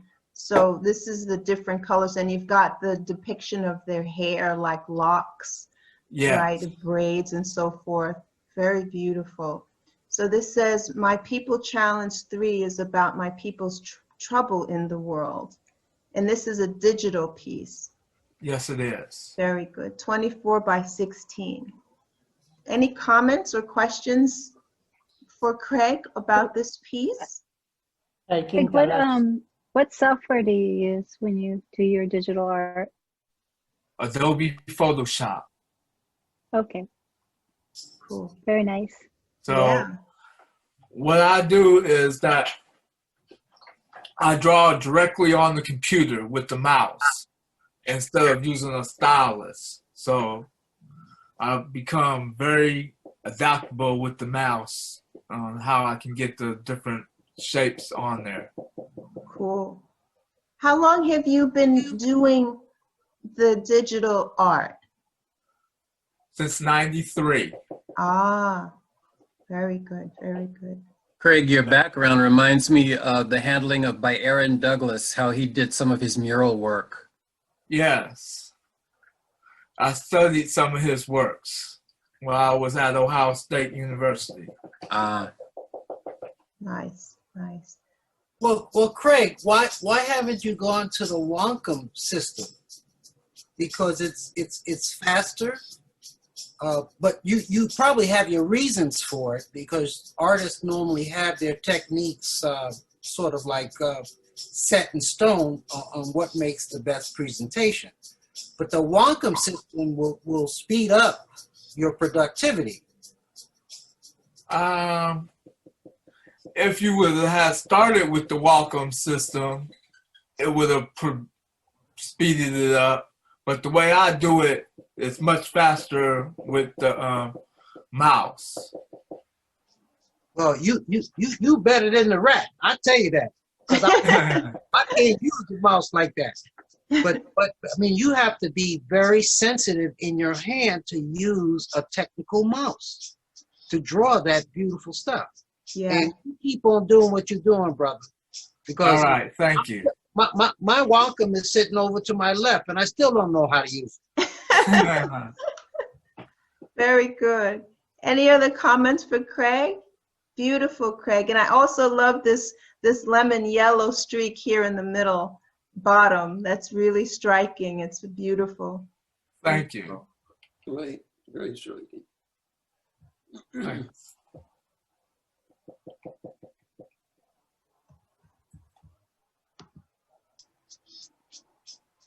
I just want to make one comment for you, Craig. The hardest thing I have with doing digital art is to know when to stop. Because you could just, and undo. Like you can undo a million times. Like when you finally say this is it. Yeah. Yeah. I do a lot of undoing and a lot of combining layers. Wow. Yeah, yeah. Yeah. So Yeah, we can see I the understand layers. that. Yeah. Yeah. Beautiful. Beautiful. I think we have one above yours, Yes, there is one above which is mine. Jim's. He spends days and days and weeks and months on his pieces because he does them by hand, giclée print from pen and ink. Wow. So Yeah, let this me is get. about So 6 months. Jim is here, right? Yes. Yeah. Jim, do you want to talk about your piece? I'm gonna see how close I could get to it in here. Okay. It's just pen and ink. Took me about maybe 8 months during the coronavirus. So I just listen to music. I never know what I'm going to draw. I just kind of let it happen. Mm-hmm. And it just kind of fell into the coronavirus. But it doesn't exist anymore because it's a limited edition print. I had it scanned, but now I colored over it with metallic gold, bronze, and silver. Ah, okay. It's beautiful, beautiful. So can you tell us a little bit of how this factors in? Is it that you're saying that by the coronavirus that humanity itself also is endangered? Right. It just kind of fell into the endangered idea of mankind, and how we don't have controls. And actually, the color part is called antivirus. Ah, okay. How it, yeah. Okay, okay. You don't happen to have one of your colored pieces with you to show us here? Not yet. Yeah, well, I could grab one off the wall. I don't know if you'll be able to see it. Yeah, let's see it. It's pretty detailed, and this is a small representation of it. Oh, wow. Nice. It's you can't really see it, But we could see it, yeah. it's the same thing, but in color. Right, right. All right. Thank you. Does anyone have any questions or comments for Jim on his work or his process? Jim, I did a book just recently. I call it C19. How do you feel about taking on topics that are too hot to handle? Like looking at this piece looks like the resurgence or the spike in I mean, that's what I feel from here. But it tells the story. How do you feel about telling it like it is with your pen and ink? Whatever pops into my head, I just draw. So, but you have to come up with a title at the end of the day. Well, I called this one My Corona, and it's when it's filled in with the color, I added stuff, so it's like fighting against the. So the color is the vaccine. Right, it's like the antivirus, which is attacking the corona. I see that. I hear that. I hear that. I see that. Well, it's not in this one. In the color one, the colors are like attacking the actual virus. White blood cells versus white blood cells. Right. Love it. Love it, baby. Oh, thank you. Jim, I had a question about your reproduction. It's a G-clay. Are you producing this on a G-clay printer or sending it out? No, I have there's I live in Maryland, and there's a shop that does it for me. They scan it up to 40 million megabytes or something, and then I make limited edition How prints. much does it cost you? It's pretty expensive. Well, to get scanned only costs about 30, 40 bucks, but the prints actually cost about the same. The prints are about $30 for each print. Depending on the size. Yeah. Right, depending on the size. Yeah. Where in Maryland are you? I'm in Baltimore. I'm in Gaithersburg. The shop is in Damascus. It's called Roby's, and they have an excellent technician that does the copies. She gets the colors when you do color perfect, and, and museum quality archival inks and papers. Great. I would recommend that. Carolyn has a directory of where we can get these resources, right? Pardon me? Carolyn has a directory where we can get these resources. Somewhat. I mean, you guys, when you're speaking, you can put the information into the chat, and at the end of the talk, I get a copy of the chat contents so that I could share it with the attendees. So we can do that as well. That's something we can do together. Can we? That means that we have access to previous conversations? Yes. Yes. Oh, great. Thanks. Yes. All you have to do is ask for it, because again, we have a small team, so we do as much as we can. But if you ask for something, we can get it to you pretty quickly. Ah, great. Thanks. Okay. Wow. So anything that you'd like to share with the attendees, just put it in the chat. Okay. I'll put that in now. Okay. Cool. All right. So thank you, Jim. Thank you for sharing your art with us. Jim, I like your stuff, baby. Yeah. Oh, thank you. Appreciate it. So I think this might be the last in this gallery, and this one is an enamel ink and resin by Farah. Is Farah here? And this is her mysterious tarantula. We were talking about tarantulas earlier, stampeding across the road. So here's a little one, but this is a beautiful piece. We're gonna go ahead, since Farah isn't here. And yeah, that was the last one for this exhibit. So let's X out of that and go to our next exhibit. Great show. Yes, very beautiful. Great show. So let us see. Uh-oh. Sorry about that. Okay, this is the flight fauna and flora. Can everybody still see my screen, or did I lose the screen? No, your lipstick still looks good.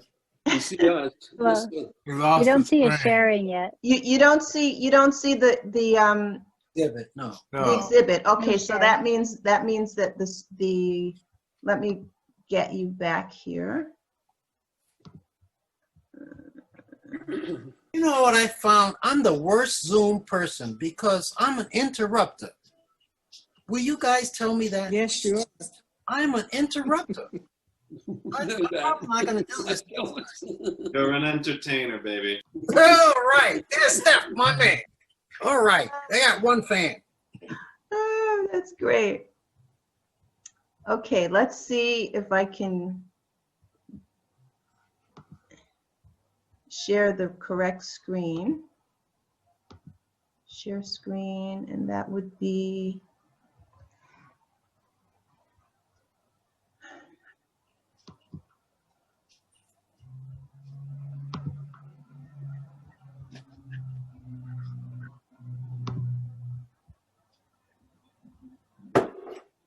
We're going to give Carolyn a prop. We're going to get her a nice Stetson hat.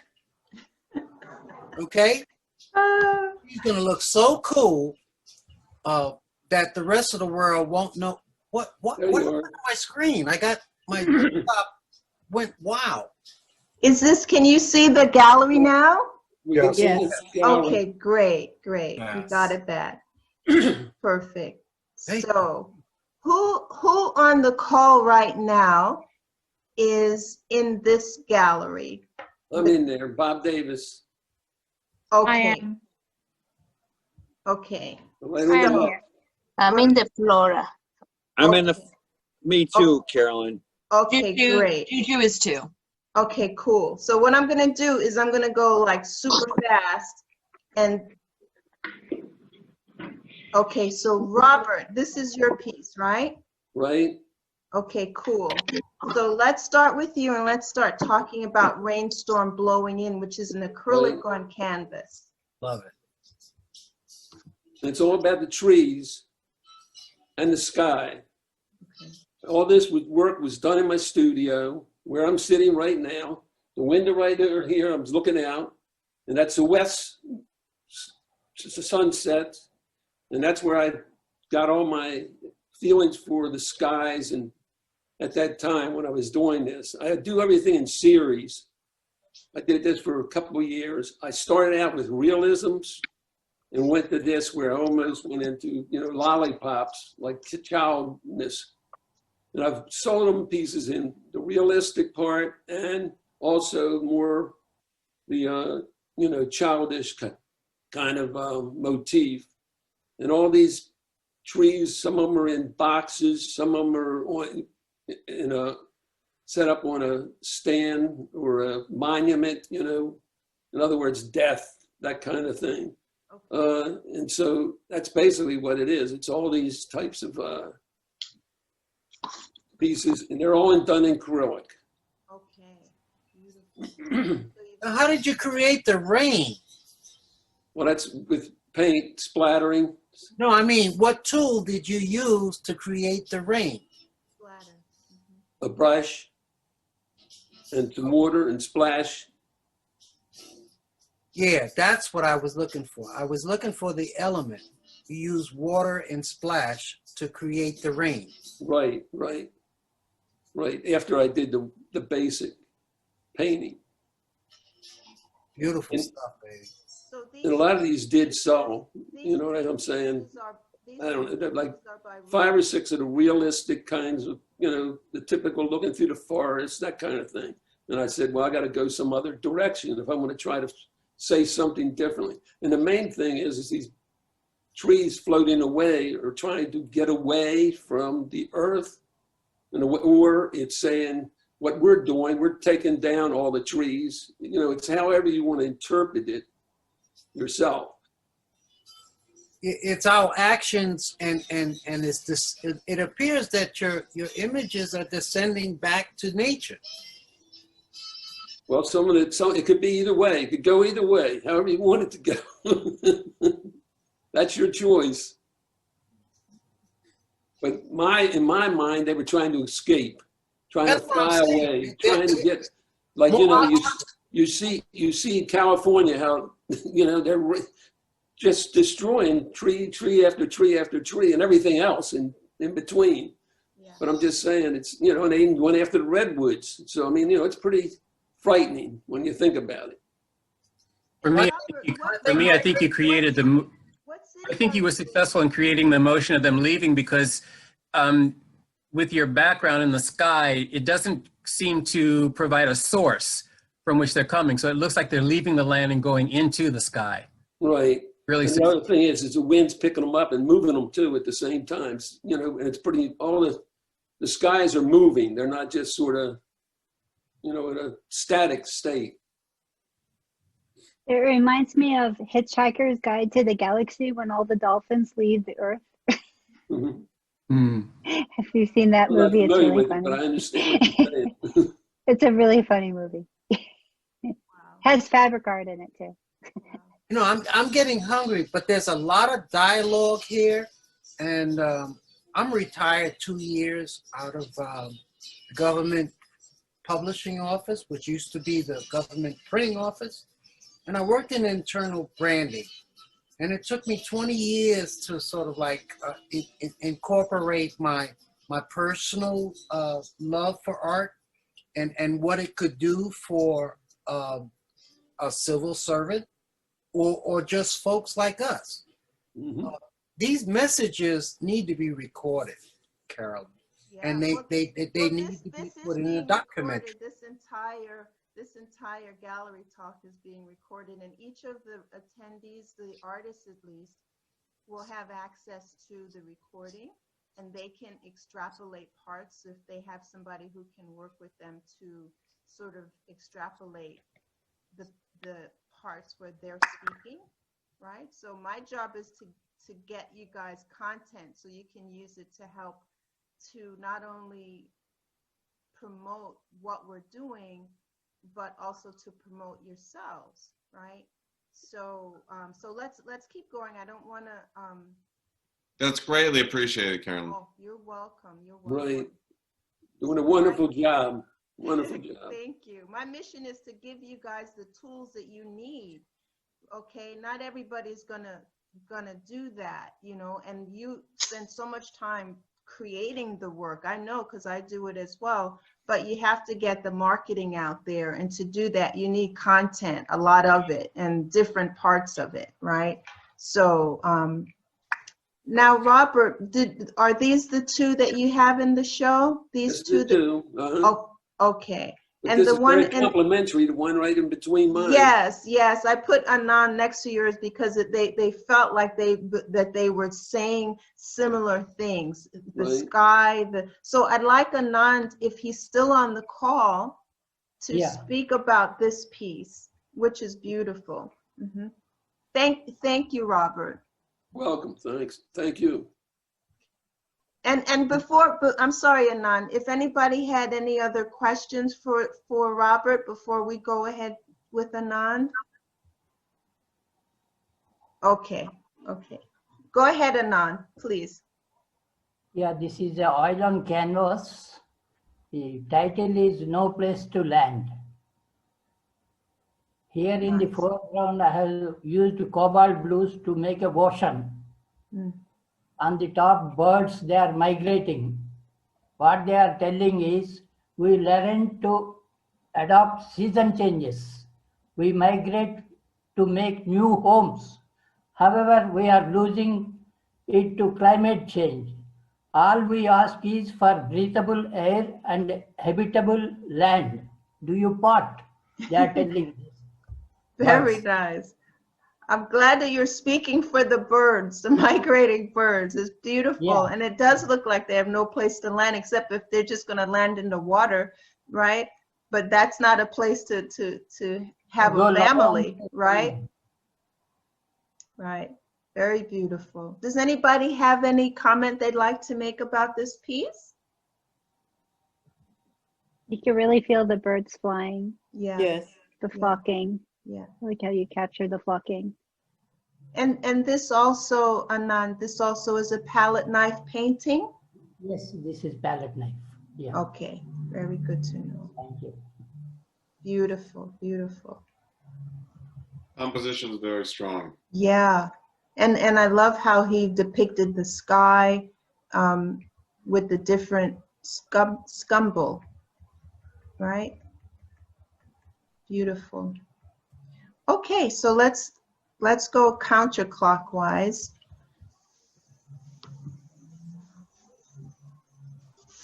Here we have a little tiny piece by Rima.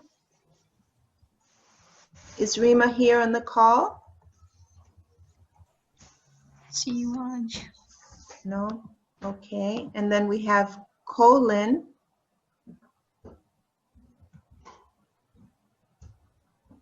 It's going back. Free your mind at all times. I believe Colin is in another country, so his time zone might be different. All right. And also Rima. I know Rima is, I believe, in India as well. Yeah, I pretty much, I'm sure of it. She's in India.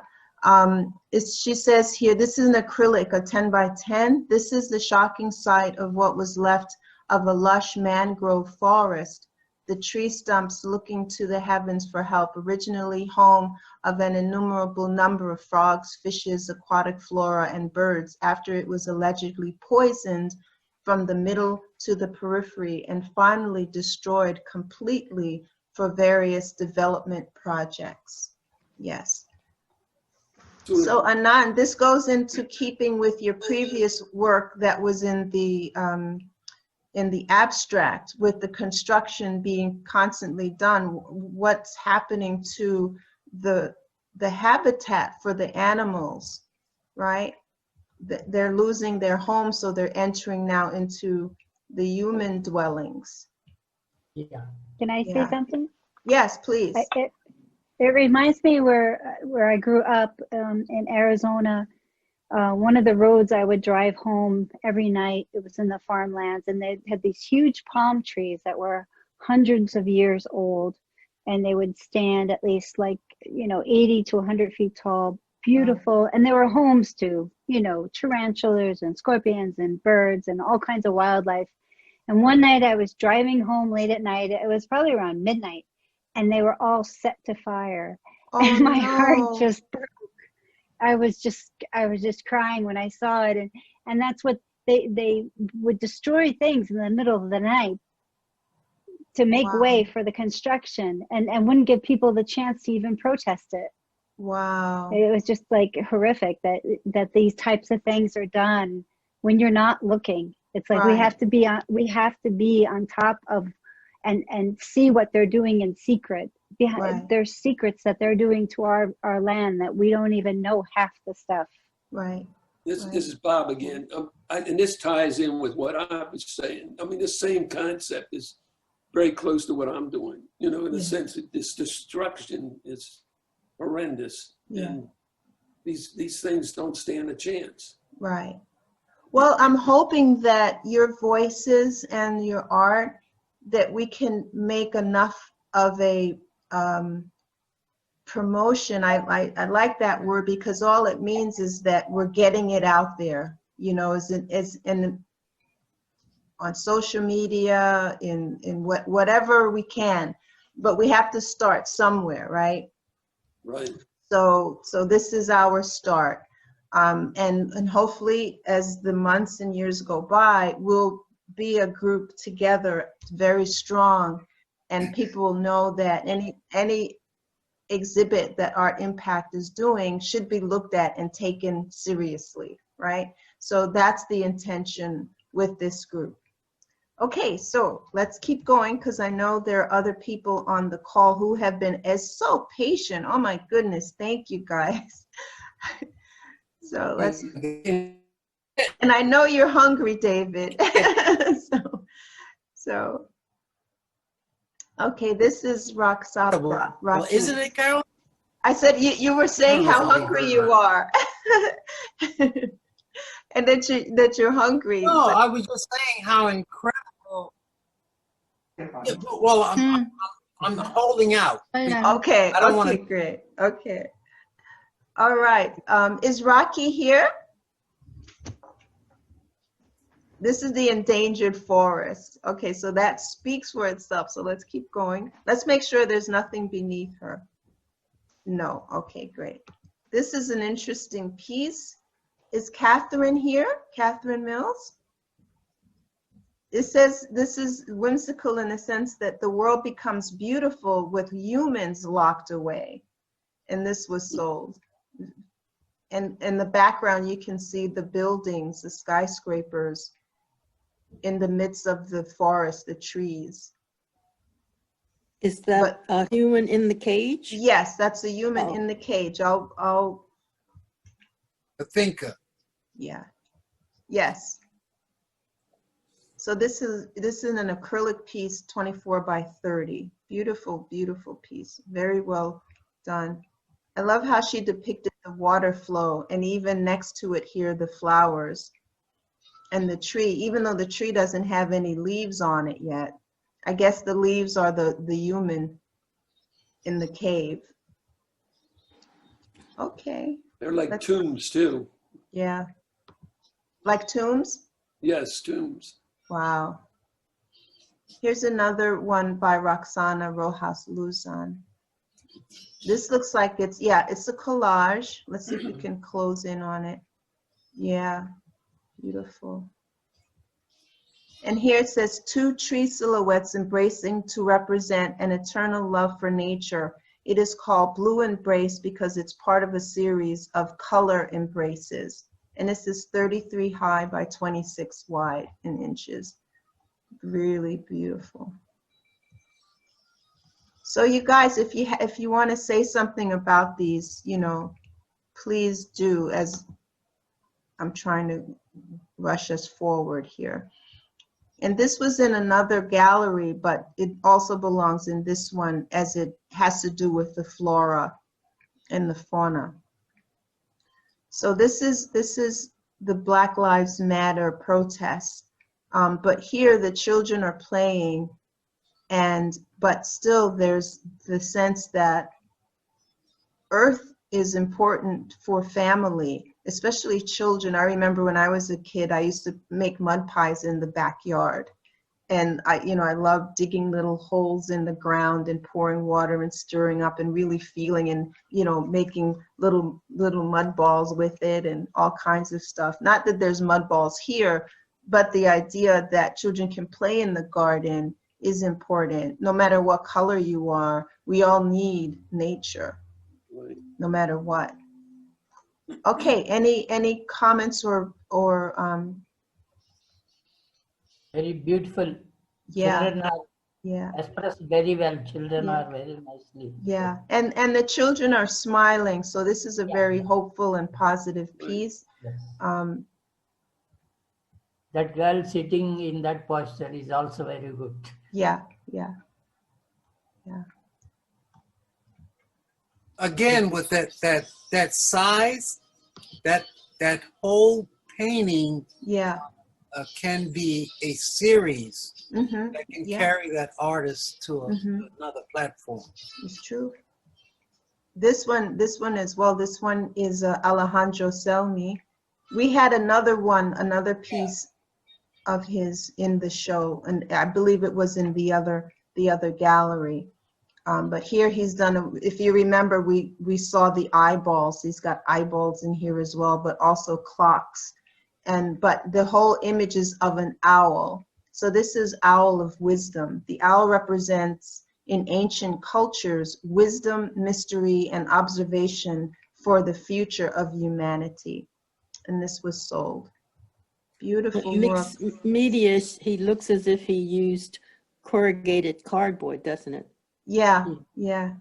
Or maybe he just used what they call when you do planks, like molding clay. Wall. Yeah, like molding clay and then drag the implement across it to create. And you're using texture paints to create that texture or that three-dimensional look.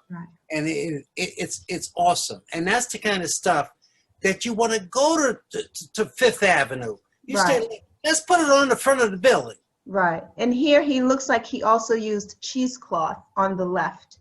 You see here? Yes. Up to the left or the right? The left and also the right. Yeah. Upper left. Yeah. Up here too. Yes, we see all over here. Beautiful, beautiful. And he used, looks like glass, pieces of glass. They will never leave that painting. Right, never. They will never leave that painting. Yeah. After a varnish, oh baby, it will never leave that painting. Yeah. But you could tell he constructed this with great care. And also drew it out so it's symmetrical, right? Beautifully done. Okay. And he did sell this piece. I think this is sold out. Yeah, that one's sold. Anything with the red dot is a sold. It's gone. Yeah. Okay, so this one, I put this one on Instagram as well, and this one got a lot of positive feedback. This one and the one underneath it. Is Jerome with us? No. Is Arij here? This is an oil on canvas.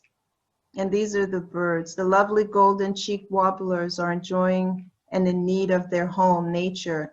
It's their home. Don't destroy that. It is their means to survive and live. Look at their face. Aw. Very nice. Can we go back to the hummingbirds? Yes.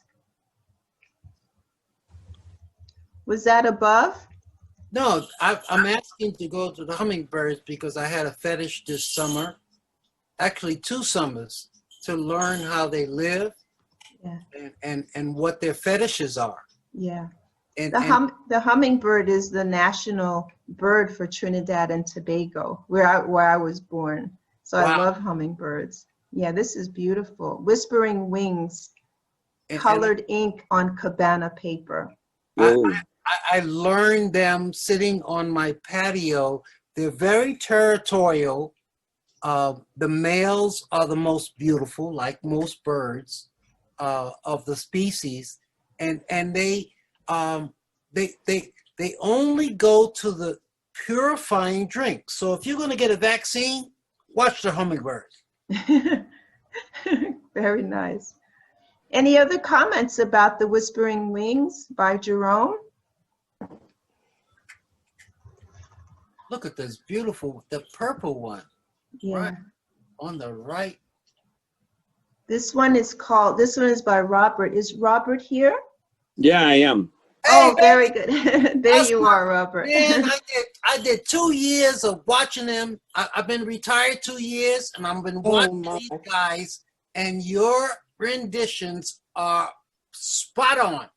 Wow, look at this bird, beautiful. Tell us a bit about this one, the erotic hummingbird. Well, it's when I looked at hummingbirds and I did a whole series on butterflies, bats, and I call it's erotic in the sense that it's the plant can only reproduce sexually if it has to have help from a totally different species, unrelated to its own. So the hummingbird is not obviously a plant, but it helps the plant reproduce sexually by going in and getting the pollen and then repollinating another plant. So wow. It's sort of like this erotic sexual dance between the plant and the animals that pollinate it. And the wow. plants get all beautiful. They have certain scents and aromas. They actually become like this beautiful woman of an alien species to attract another alien species to basically have some kind of, and I don't want to say weird sex, but some kind of weird reproduction dance so that this one other alien species can survive with the help of another completely different alien species. Wow. So that was the whole purpose. Wow. No, thank that you. Is something. That is something. Well, thank you. Wow. Well, this is just a beautiful piece. Buy that piece right there because I love, you see right here in the blackberries? Yeah, right. Yeah, right there in the center. And they will fight till the death. I've sit and watched them for 2 or 3 hours, and I'm telling you, you depict it to the max. Oh, well, thank you. I appreciate it. Thank you very much. Thank you. It's not a real plant, by the way. That plant's like an alien. It's like a surreal plant. Okay. So the plant's designed. Look, I'm not trying to sound weird here, but the plant's trying to look like it's trying to look like a female. We understand. It's caviar. It's caviar. Just say it's caviar. I gotta make that connection between. It's okay to say the word. It's all right. Well, I'm trying to make that connection between. It's incredible how 2 alien species that aren't even remotely related to each other have this reproducible dance, and that's how they perpetuate their own species. Right. Well, Robert, put your information into the chat box that you want to connect with our friend, right? So that he can purchase your piece. Oh my God, I'm very honored if you want to purchase it. That's the marketing part that I'm looking at. Right, David. There you go, baby. You see this little thing here? If I click it, it'll take us to my email. So you can also click on that. Or commit to the add to the cart. Right. Right. It's the inquire. You But know that's what what I'm this saying. reminds me of? I'm going to sign off on this. But remember O'Keefe? Yes, Georgia O'Keefe. Oh, boy, thank you. Holy moly, he you're is- going to make my head swell, buddy. Oh, don't shoot off on the screen now. You got to stay focused. Thank you. But this piece reminds me of one of my favorite artists is Georgia O'Keeffe. All right. Very nice. So and this is taking it to another level. fine pen. Right. Beautiful, beautiful. So Thank you. so there you go. So any other comments from the attendees about erotic hummingbird? A catching bird. No, just go home happy. All right, all right. So David, don't forget, put a note in the chat box that you're for him. Yeah, because right. like I said, I have a favorite. My favorite is Picasso. I met him at the World Fair in '73, and I know him from a pothole in the ground. But you know, that's the way love goes. But that piece there reminds me of Georgia O'Keeffe. Wow. He really has. He has the tentacles to produce some really fantastic stuff if he moves it forward. Got to move it forward. Right. Keep on doing it, and that's what this pandemic is about. Yeah. Don't stop painting. Right. I don't care if it takes up the whole garage. So Rodriguez Avila, is he here? No. But this got a lot of likes in the Instagram as well. I believe queremos un mundo libre. I believe that means we want a free world. Yeah, right. I did it right? Okay, good. Yeah. My Spanish is getting better. Good. So this is a beautiful piece. It's acrylic. It's acrylic. It almost looks like mixed media, but it's not. She's painted all the strokes. Let's see if we could get in closer. Yeah, these are looks painted. like fabric. Yeah, it does look like fabric, but it's brush strokes. And she carefully painted it. Very beautiful. Beautiful, beautiful piece. Okay, so let's keep going. And this piece here is actually a stained glass piece by Pamela Scribner. I don't know if she's here on the call. Is she, Pamela? And this is about parrots who are such colorful birds. I thought this would be a perfect choice for a stained glass panel. It would brighten up any window. And we know that there are many parrots, especially the African parrot. It's almost extinct now because of poaching and capturing them. I think they sell for like $15,000 on the black market.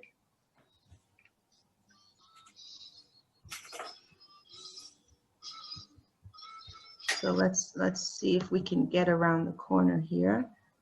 Yes, and this one is Warren. Is Warren here? Wow. This is beautiful. This is a watercolor. And that's feeding is instructed only through necessity, hunting prey to feed the family. Yes. As opposed to, well, I guess in the olden days, maybe deer hunting was okay because they actually ate the thing. But now, much of it is just for sport and for the antlers. Any comments or questions about Warren's work here? It's like one of those romance paintings from the 1800s. Yeah. You know, and artists would go out and they would do plein air painting, and they would, and unfortunately, they would kill the animal, but they would stage it, and then they would paint these beautiful pictures that they would send back east as to what the West looked like. So that it's kind of in that vein. Very beautiful. Well done. Very well done. Yeah, it is gorgeous. It almost looks like it would be an oil painting, but it's not. It's a watercolor. Beautiful. And here's another bird by Jamise. Is Jamise here? Cassowary bird. Please help save our wildlife. Jamise, are you here? No, okay. This is also very beautiful. This is 3 feet high by 16 inches wide, done this year.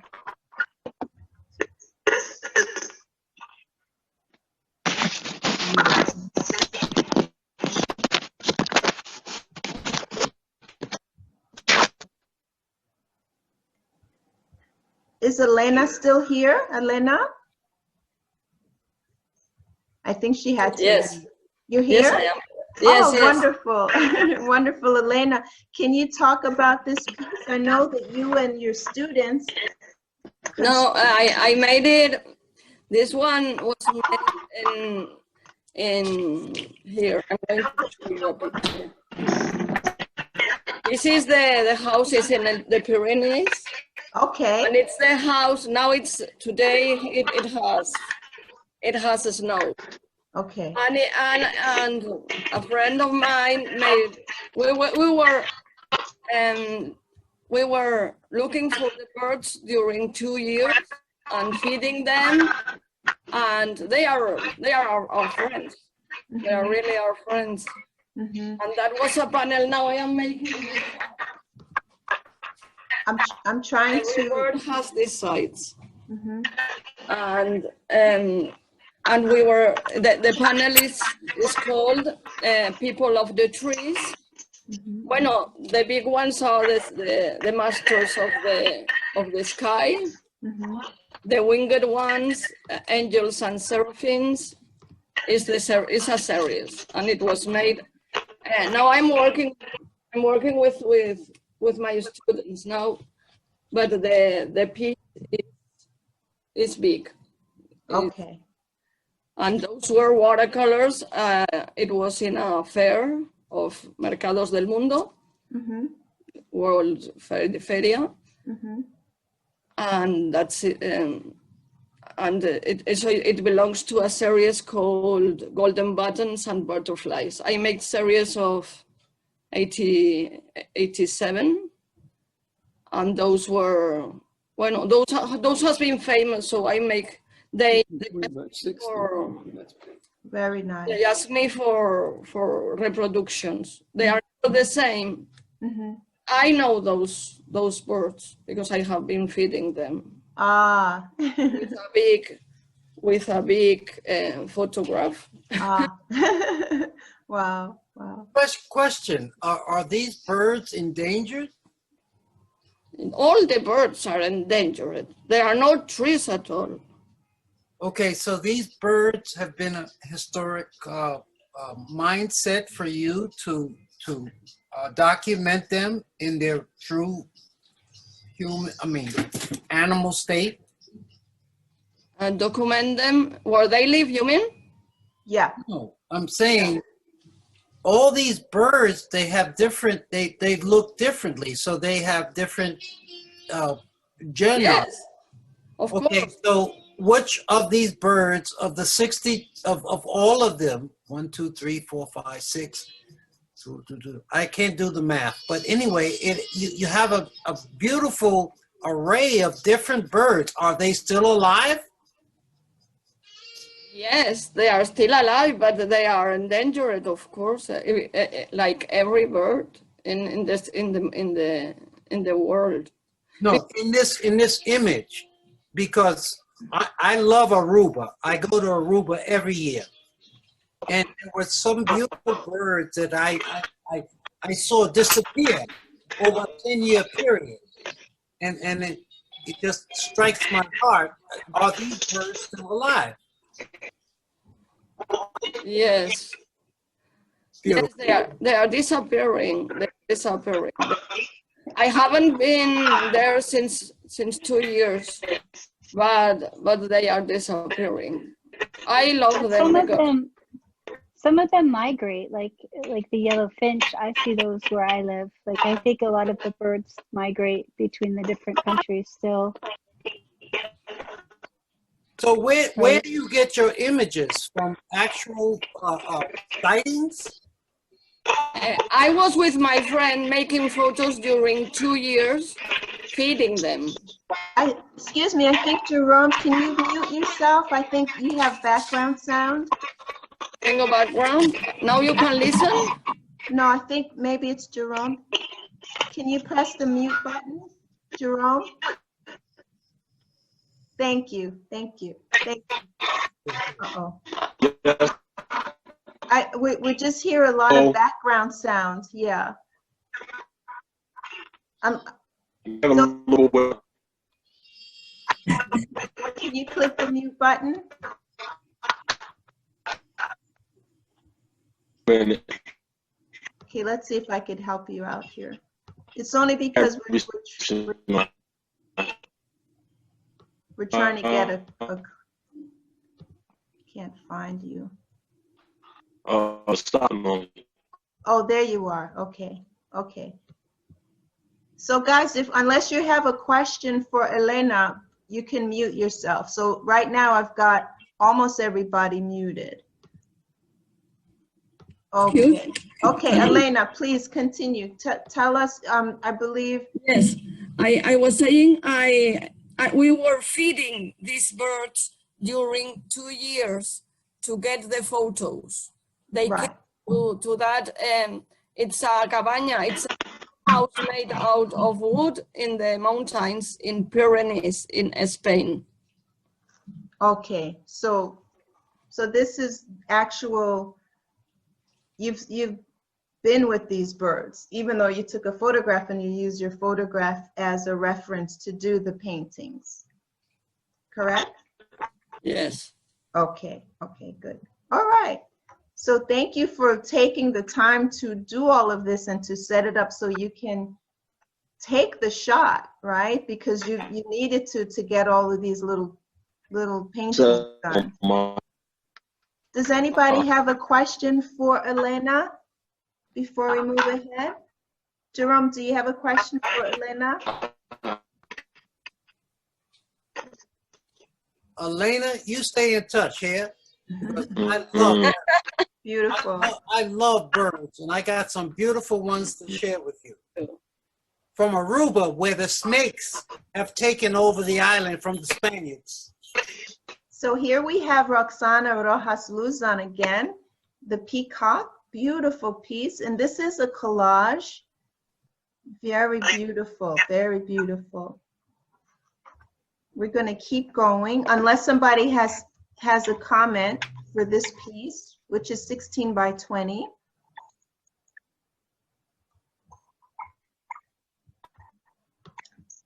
And this piece here is a digital piece.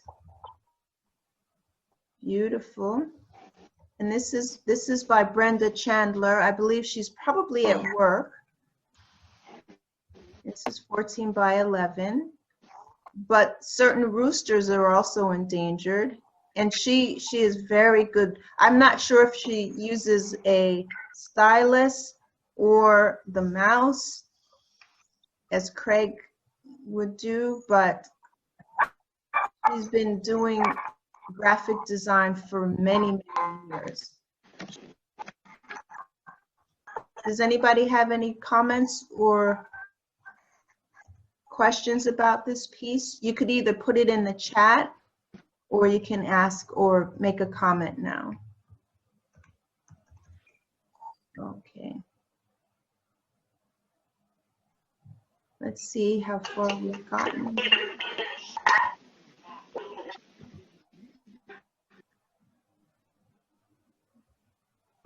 Okay, this is a wasp in the Bahamas by Dr. Helen Ding.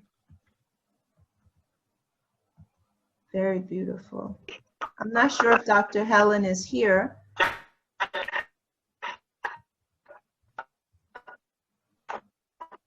She says she sailed it past Florida. Okay. And this Sushri, I think Sushri was here earlier. Are you still here, Sushri? This is Yes. Yes, there you are. Do you want to talk quickly about this piece? Yeah, this is a abstract painting, but it's like I did with acrylic and brushstroke. This is a butterfly, and the strokes are like flowers and leaves with all the colors. And I did with brush only. Is this on canvas or paper? No, it's a canvas. Okay. This is this piece let's behind see me. it. Let's see it. Yeah, this is the piece. Okay, very good. Thank you. So how long have you been painting? It's been 3 years. 3 years, very good. Thank you. Are you, can you tell us a little bit about yourself now? Yes, I am from I'm Sushri, and I'm from India. Basically, I'm from India. But Which city? From East Orissa state. Okay. India, from Orissa. But my husband is from Delhi. Delhi, so, okay. We interstate. But now I moved to USA and I'm staying in Kentucky. Oh, wow. Okay. Very nice. Now, you painted this butterfly.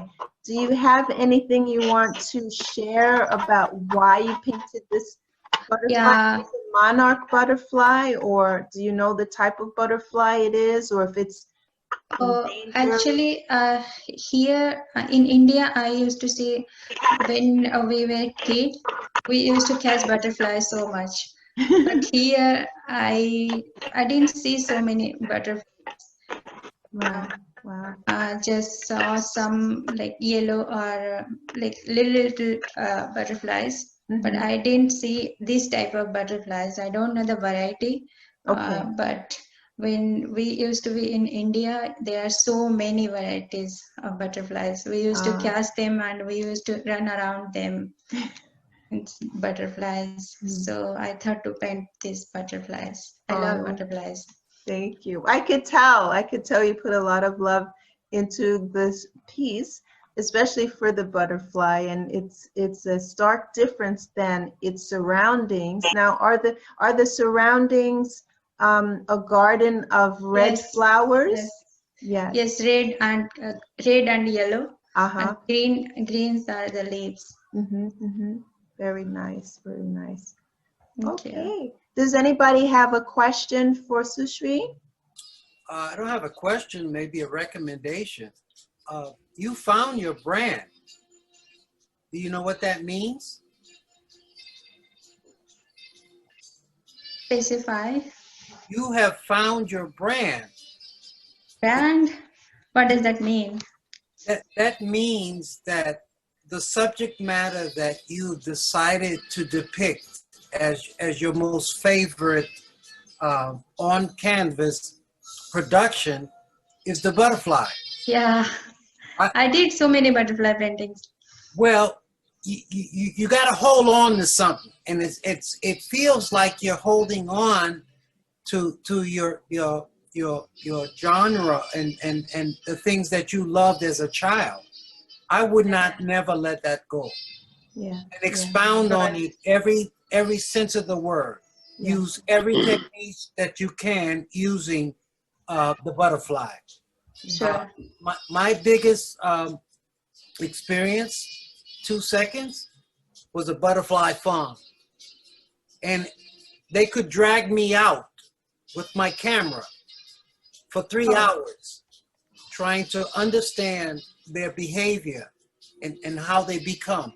They have very short lives. Yeah, I visited here, Butterfly Garden in Phoenix. It was so beautiful. Yeah. Like everywhere butterflies. Yeah. But they are not free. No. In nature and in outside, you cannot see butterfly here.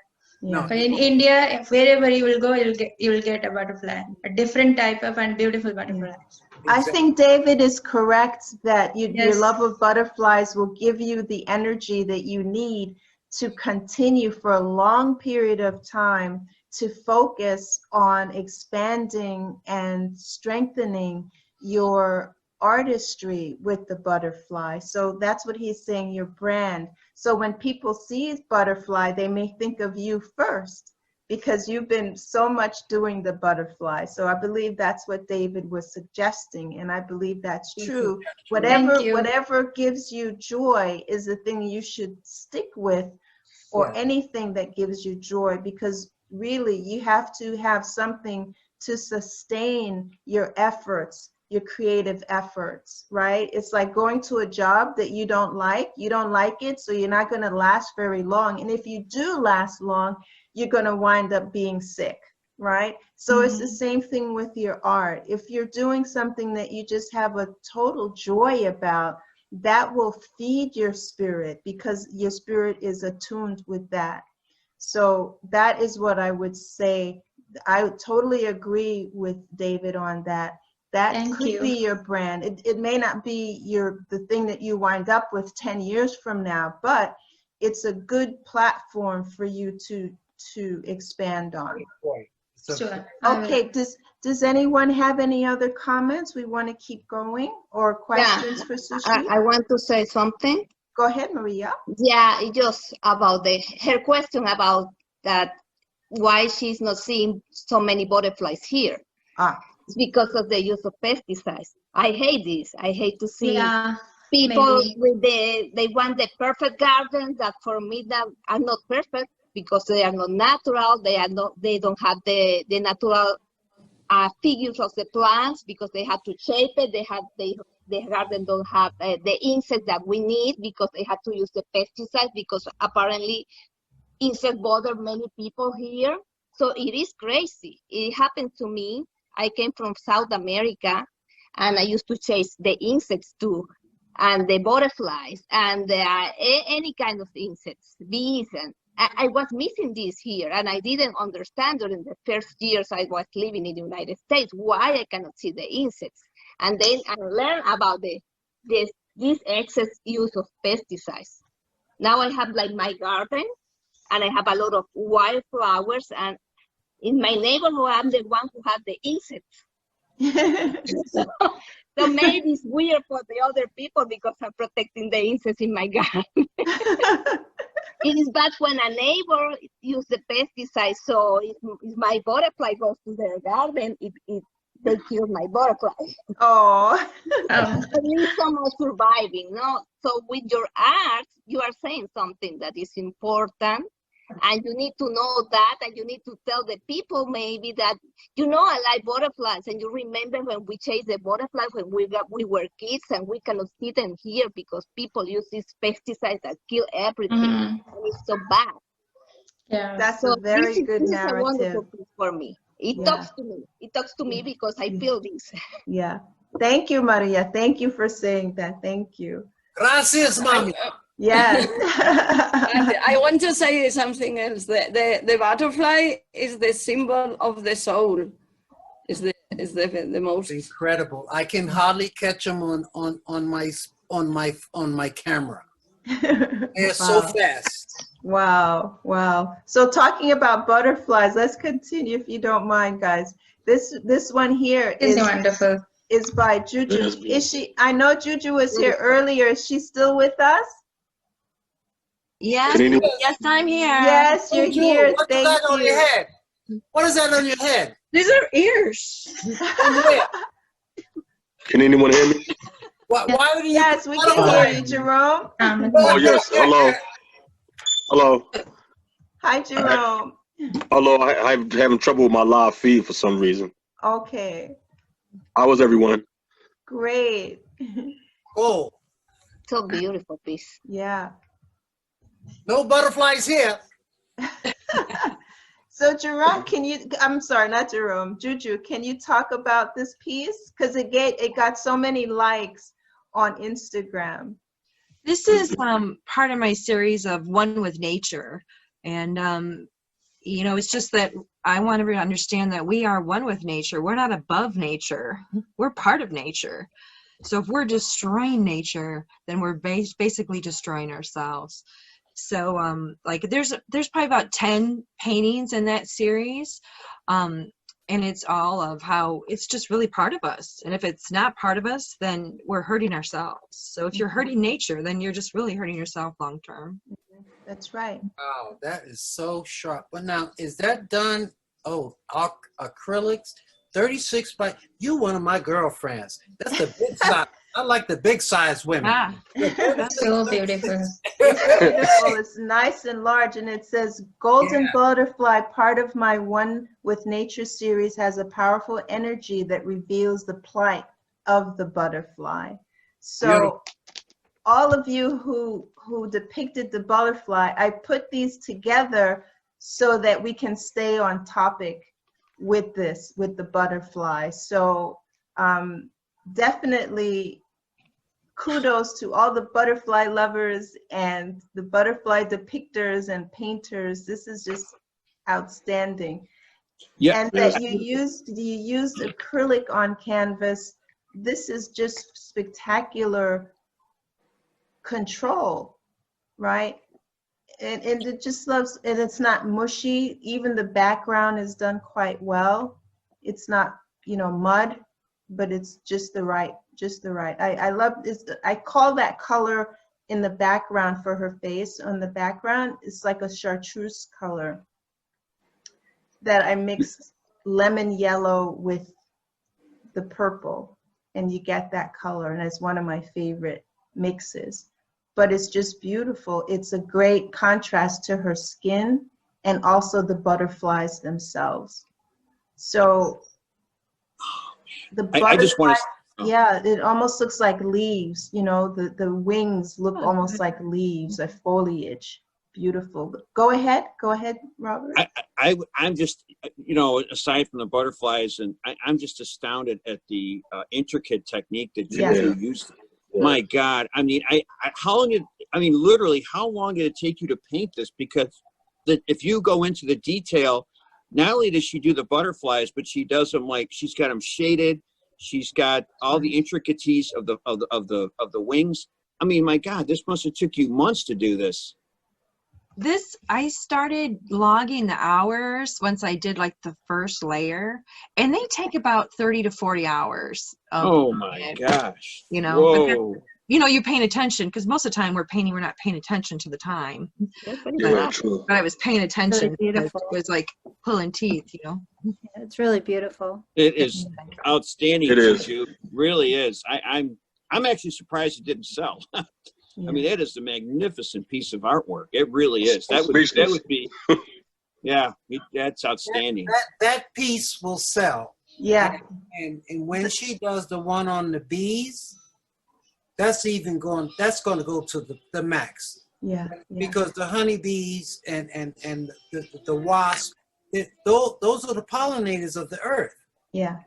And you have to have something to sell from. A storyline, right.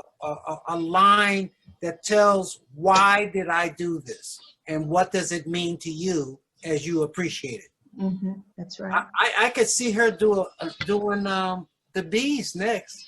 Mm-hmm. Well, if I could just scary. Bees are like scary. 4 years. 4 years, Scott. Come on, baby.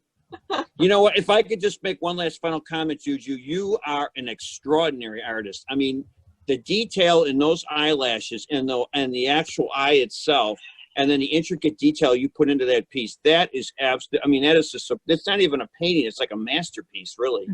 I mean, it is phenomenal artwork, really. You wow. I wish I had that talent. To be honest with you, I wish I was that good. I'm not.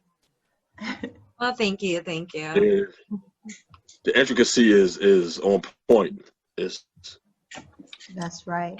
It's phenomenal. It really is. Juju, the way you create the depth with the butterflies, with the shadowing and the slight change of saturation and value, and the variety of yellows, it's just really stunning. Yeah. Oh, thank you. Yeah. It was definitely a challenge. I don't usually paint with yellow. And someone had commissioned a different painting, and I did it. I loved it. And I'm like, I'm going to do my own butterfly girl in yellow. And it just was like, wow, like, some of those paintings that you're like, I think I'm going to have it for a while. That's my baby. I'm not going to give her up good, easy. They all could be like that. Some of you. Send your link to your website with your art. I got a request. See more. Juju, I want a painting of you in that garb that you have on now. And this, you're a totally different insect, or an animal, or whatever. Right. I mean, the ears just does it for me. You guys. Yes. Great. I love it. Beautiful. Thank you. I think all of the attendees to this who've spoken about your piece echo what I would totally agree with as well. Just very well done. The control and the patience is very, very evident and very clear. Well, thank you. Yeah, it's beautiful. And I like even the sparkle in the eye. It's reminiscent of the little circles here on the edge of each butterfly wing. Yeah. I like to connect things in a painting so that there's a conversation, that it's just not one thing, but it's also someplace else. So there's some type of conversation, either a contrasting conversation or a similar conversation. So I see these are connected. So as you say, we're connected to nature. Even here, you've depicted that in her eye. And then her hair is like the limbs on a tree or vines. Very beautiful. Very well thought out and executed. All right, so let's continue on. We have another butterfly painting here. This is acrylic on wood panel. And there's a hand coming out of it with, looks like ladybugs on her hand and 2 butterflies. So let's go back in this one. So this one is Tanzim. Is Tanzim here? So this is due to deforestation in Mexico and around the world, as well as climate change. These beautiful and essential species are under continuous threat unless we take action now. And this one was sold. And here is another Tharanga. This is another. Hi, Tharanga. Yes, you're here. I was going to ask, is she here? Yes, please. Now, this is a monarch butterfly. And it says the monarch butterflies are losing their feeding and breeding grounds due to deforestation. Here, the butterflies are in color, but they're disappearing home. Milkweed has lost its color. Okay. So that could be because also of the pesticides being used in certain parts, right? As we were told. So talk about this, Tharanga, and tell us a little bit about yourself and your background. And this is a ink on paper. So I'm a musician and also a visual artist. I'm formally trained as a musician, but primarily self-taught as an artist, as a visual artist.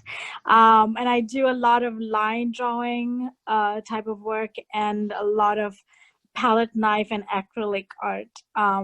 But for this show, it's been the line drawings. Okay. The monarch butterfly is it's one from a series that I did on all endangered species. And you saw one, the seahorse in the other gallery. Yesterday, yes.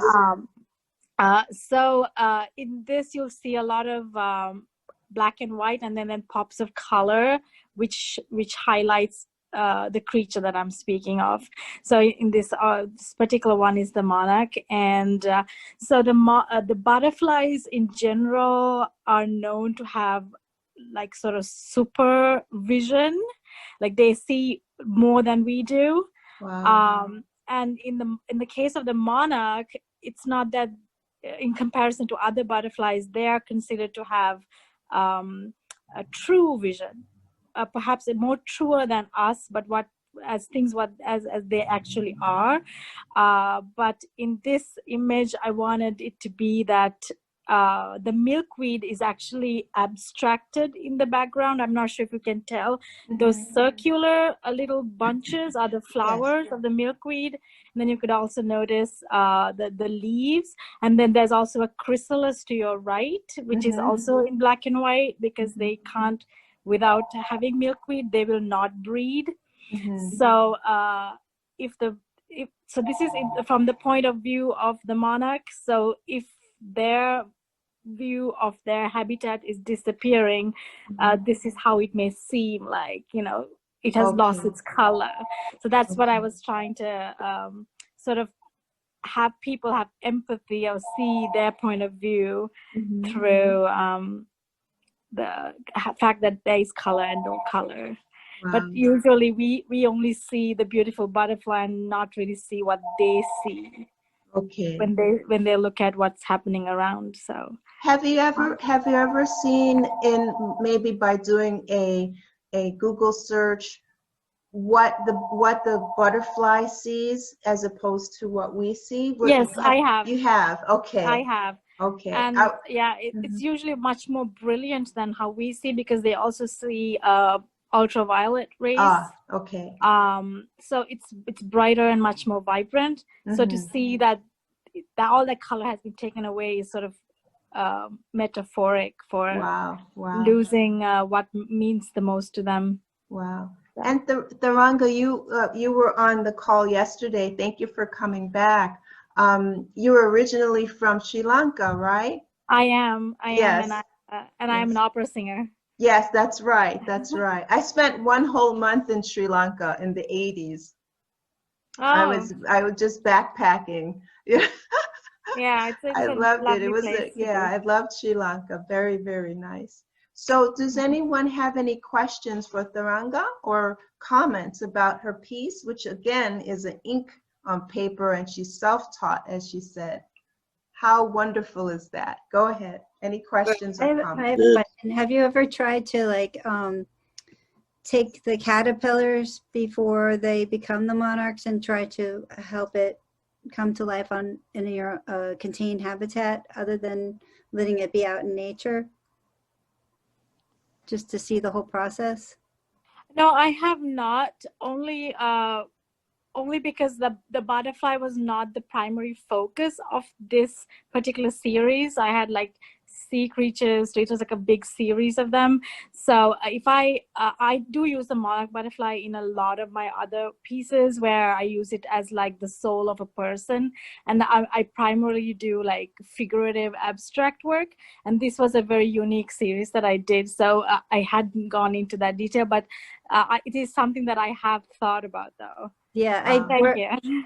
I see them where I live, and I've captured them and put them in jars, because the birds eat them too. It's not just the pesticides. It is food for the other animals, and they get them as soon as they see them. So I kind of like split them up and put them in jars as fast as I can. My comment is that I would recommend you visit every captured and sort of like in zoo captions of butterflies, because they are on the food chain.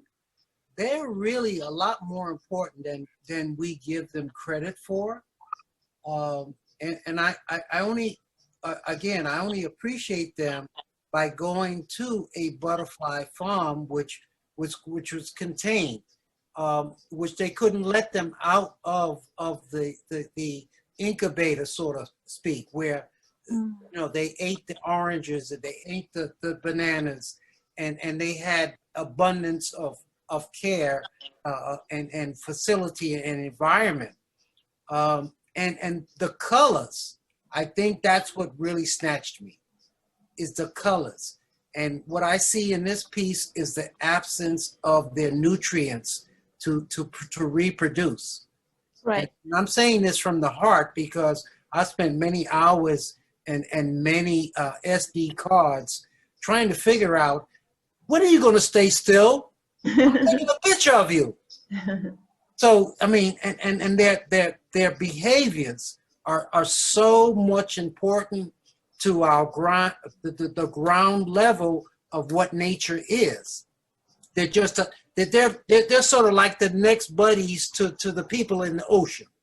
And David, I think one of the things Tharanga was trying to depict here was that the butterflies were losing their feeding and breeding grounds, and hence it's in black and white.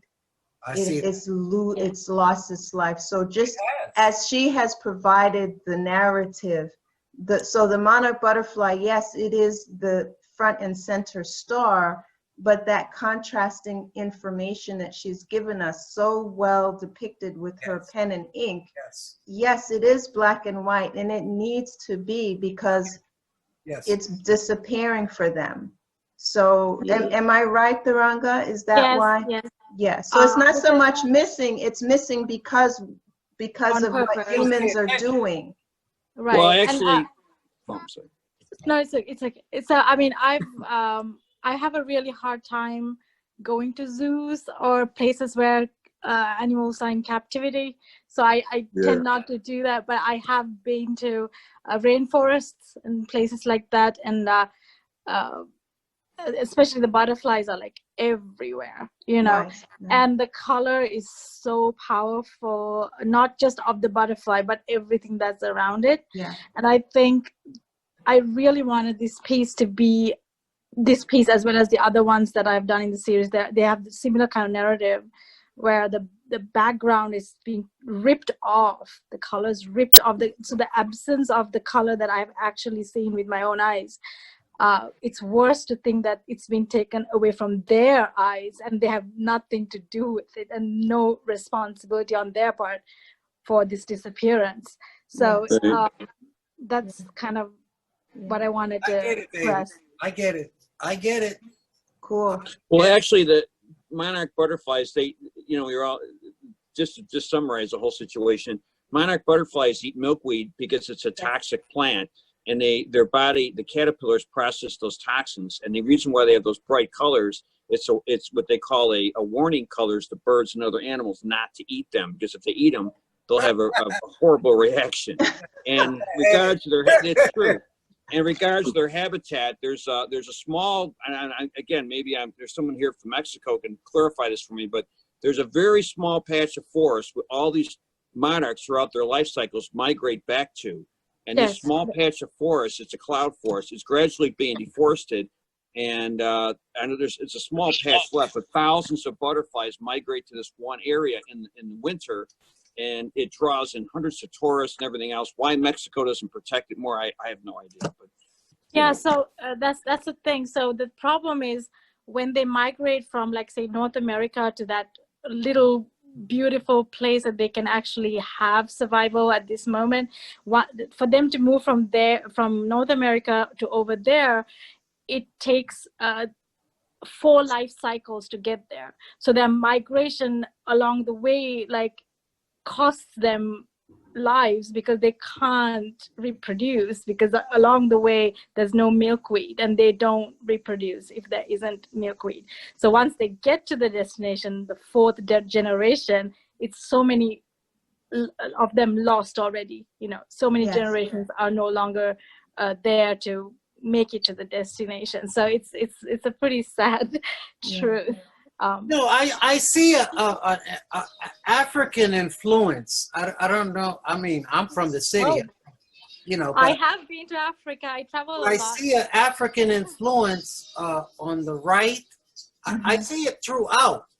And how did you get to that? Because I see. Definitely not on purpose. I don't know the answer. I do travel a lot for my music, my performances, and I have been to East Africa. I don't know if, like, subconsciously. Am I right by my view?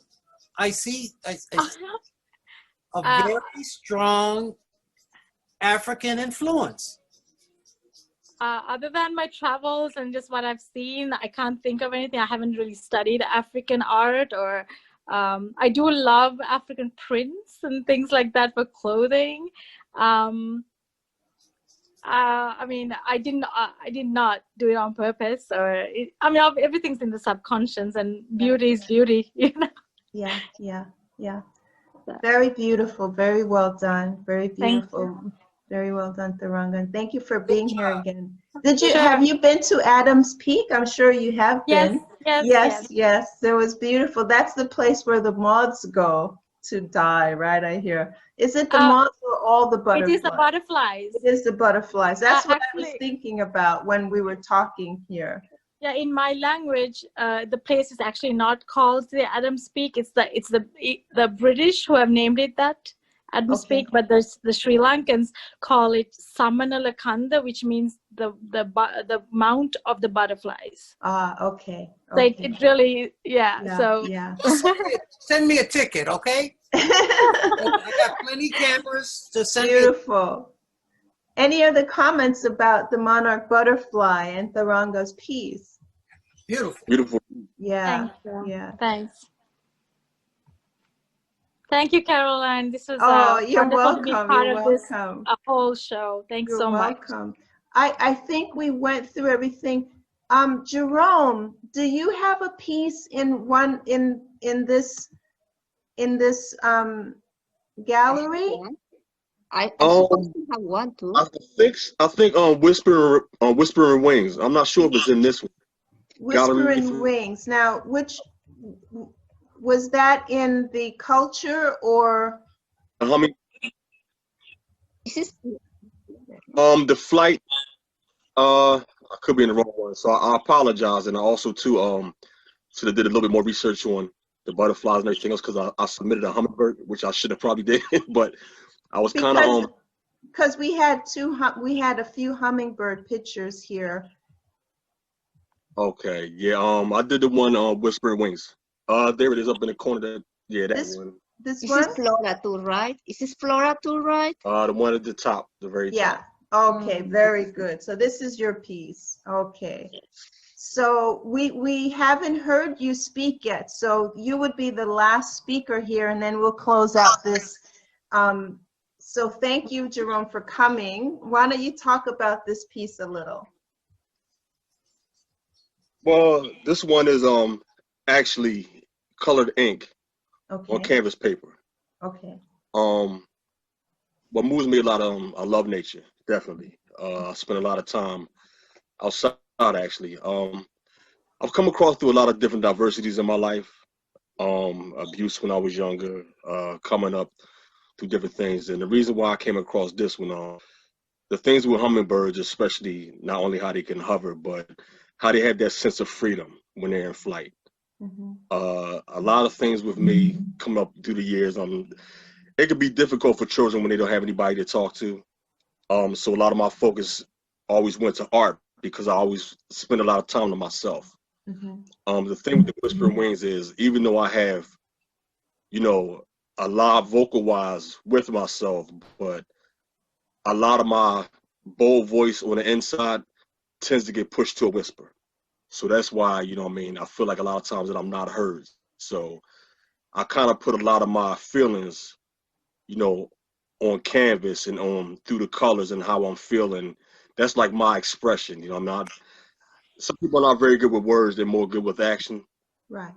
That's why I feel like my expression when I do sculpture but I can get lost in it for hours. I mean, that's my release for my anxiety, for my depression, for things that bother me. I run straight to the colors, to the pens, to the brushes, the smell of the paint. Everything is a common. That's my zen.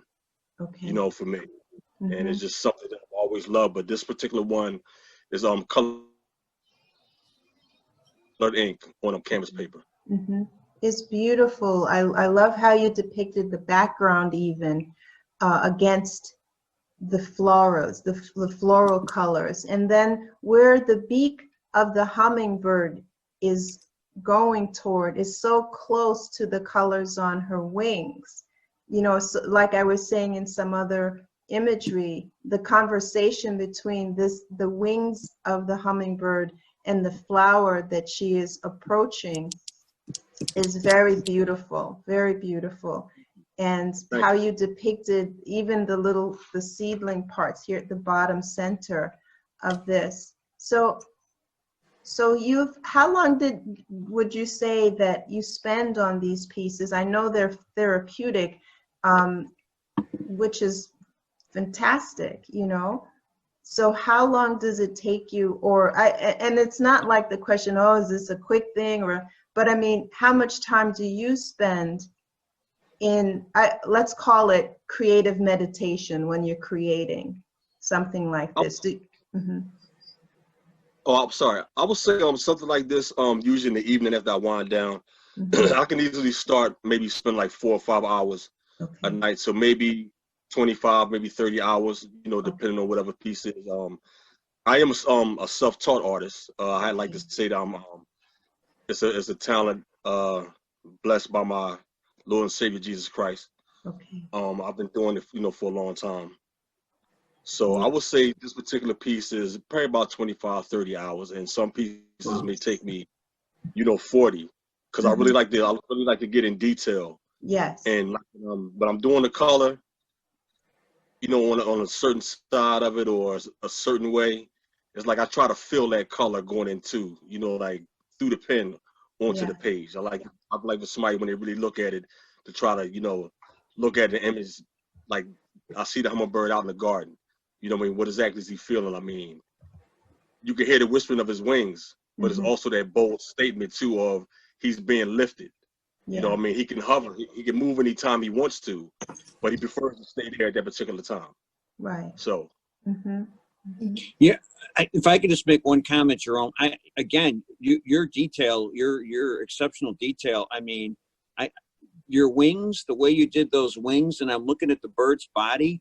I don't know how you achieved that feathery appearance. I mean, maybe I'm seeing this wrong, but I'm looking at this bird's body, and I can actually feel I can see the detail of the feathered body. It's incredible. And then the way you did those wings, I mean, that is superb technical detail, especially with the little shadows coming off the top feathers that feed into the flight wings.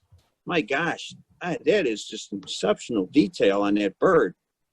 Thank you. Thank you. Yeah. I'm trying to zoom in, but this is as close as it'll let me. Wow, it is incredible. Yeah. Hey, Jerome. Yes. Let me tell you something. I just retired. November 5th. I think it was November 5th. I don't even remember because I just blocked some of that stuff out. But I've been watching hummingbirds for 2 summers in my backyard.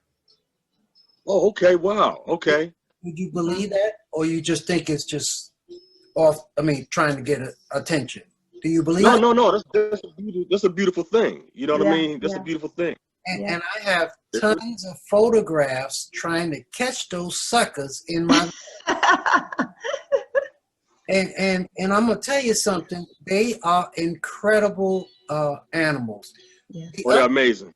The other thing I found that I didn't hear in your commentary, they're super competitive.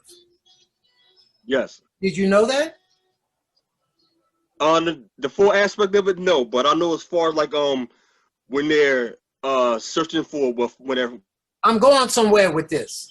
Is competing that for the nectar of the flowers. And you're not going to get mine if I can get it myself. I see, because of your color scheme, you're in my ballpark. Because I use every color imaginable. There's a lot of negative space here. And when you talk about hummingbirds, I mean, there's 2 years of me sitting on my patio. I'm telling you, as a spokesman, they got a lot of behavior issues. So you might want to add some drama in the background. Okay. And that's all I got to say, because I sat and watched them while I'm eating my Cheerios. I'm telling you. Actually, a couple of quick facts about hummingbirds. They actually have to eat, I think, 3 times their body weight every There you single go. day to That's survive. what he's talking about. Yeah. And also at night when they go to sleep, they go into a state of stupor that's almost like human death.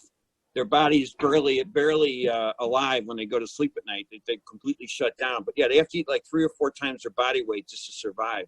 Wow. To maintain. Yeah, it's pretty So incredible. we just throwing some stuff at you, so when you do your next famous painting, you can add some of that drama to it, and sure will. and give yourself a boost. Because I see some pomegranate seeds back here. Yeah. I see them going right to the nectar point. And do you know, just like every other birds, that the most luxurious bird, the hummingbird, he has a red. He has more of a green. The female is not as robust. Did you figure that out? Oh yes, the males are beautiful colors. Well, Beautiful colors. I love your work, but add some drama to it. I sure will. We take it. I sure will, just for you. Sure will. Thank you so much. I appreciate it. I do. All right. I think that we covered. I have a question. This flora too? Yeah. I mean, plants. My piece must be there. Okay, let's see if we missed a wall. Yeah, it's weird. Let's see if we missed a wall. We could have. Let's see. Yeah, this whole one is the floral. So let me go around this wall, because this might be the only wall that I have a plant. Oh, Carolyn, before I forget, please send me take a look. Software that you use. This is just my computer, but the application. Oh, it's with the first exhibit.com. Wait, say that again. Exhibit.com with 2 B's. Exhibit.com. Yes. With 2 B's. Yeah, with 2 B's. EXHIBBIT? Yes. All right, got it. Man, you have done remarkable stuff. So tell me if you see your work. And you said it's birds you did, right?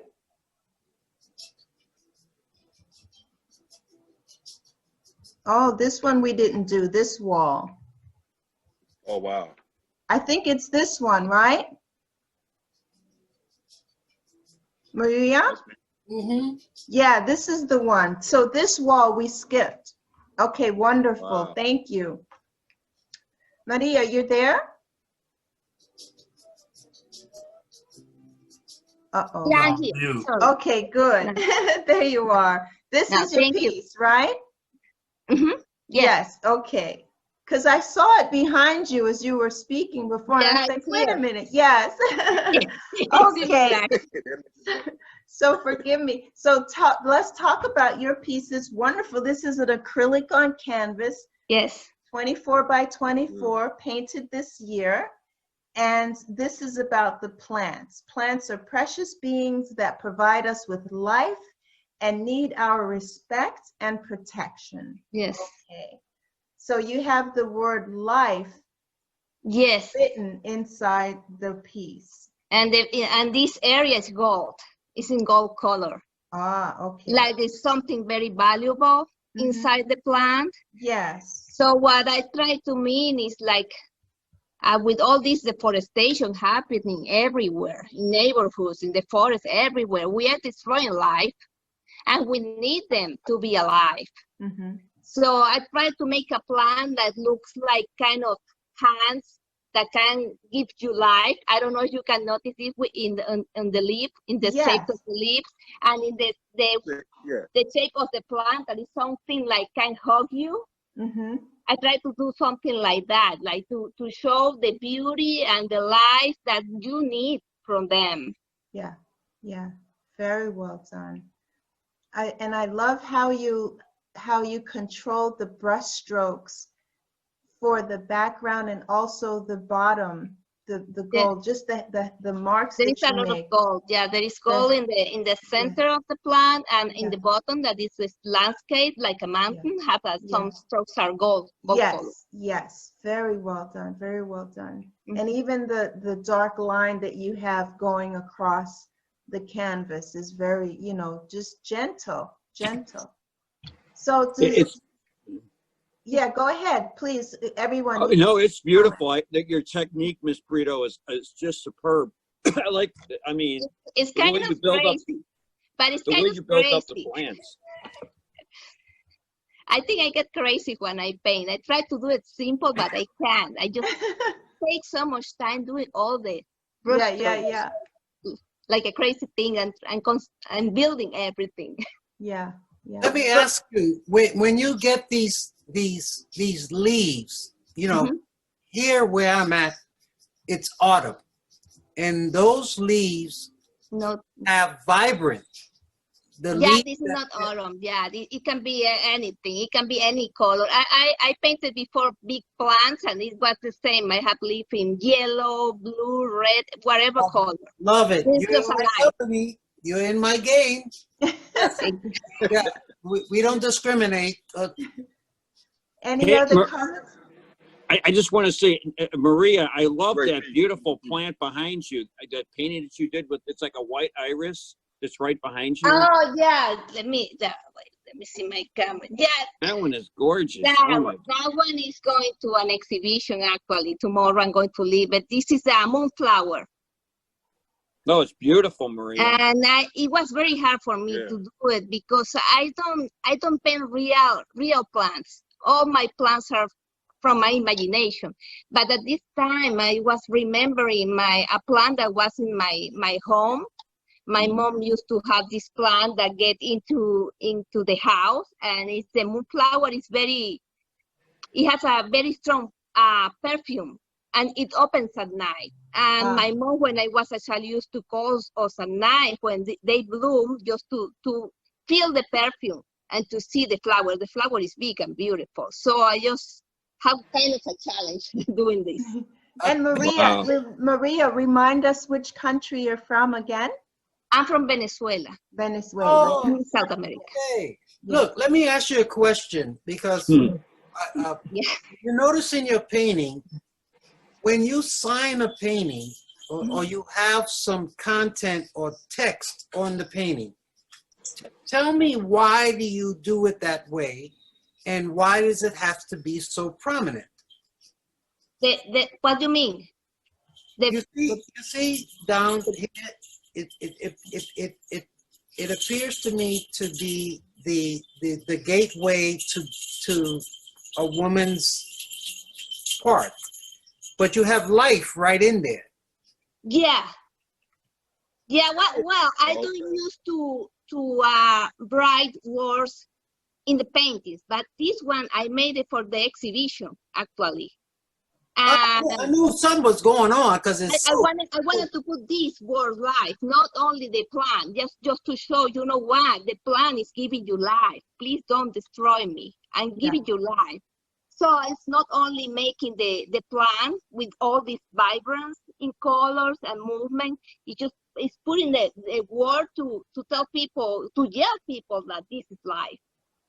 Okay, now and trust me, my policy is never to talk negative about anything, but to be observant and to be objective.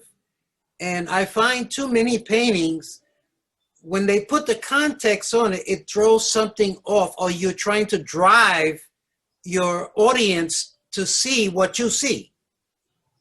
Am I right? Yeah, and the second one, I think I'm trying to attract the audience to see what I see. Yeah. Or to see what I want to say. Yeah. More directly, because I can see all this in my plan. I can see the light, the vibrance, all this, but maybe somebody sees, and this is a weird plant, and that's it with a lot of colors. But I want to tell them, you know what, this is life. Yeah. And that's your prerogative, Maria. You know, because you've created this.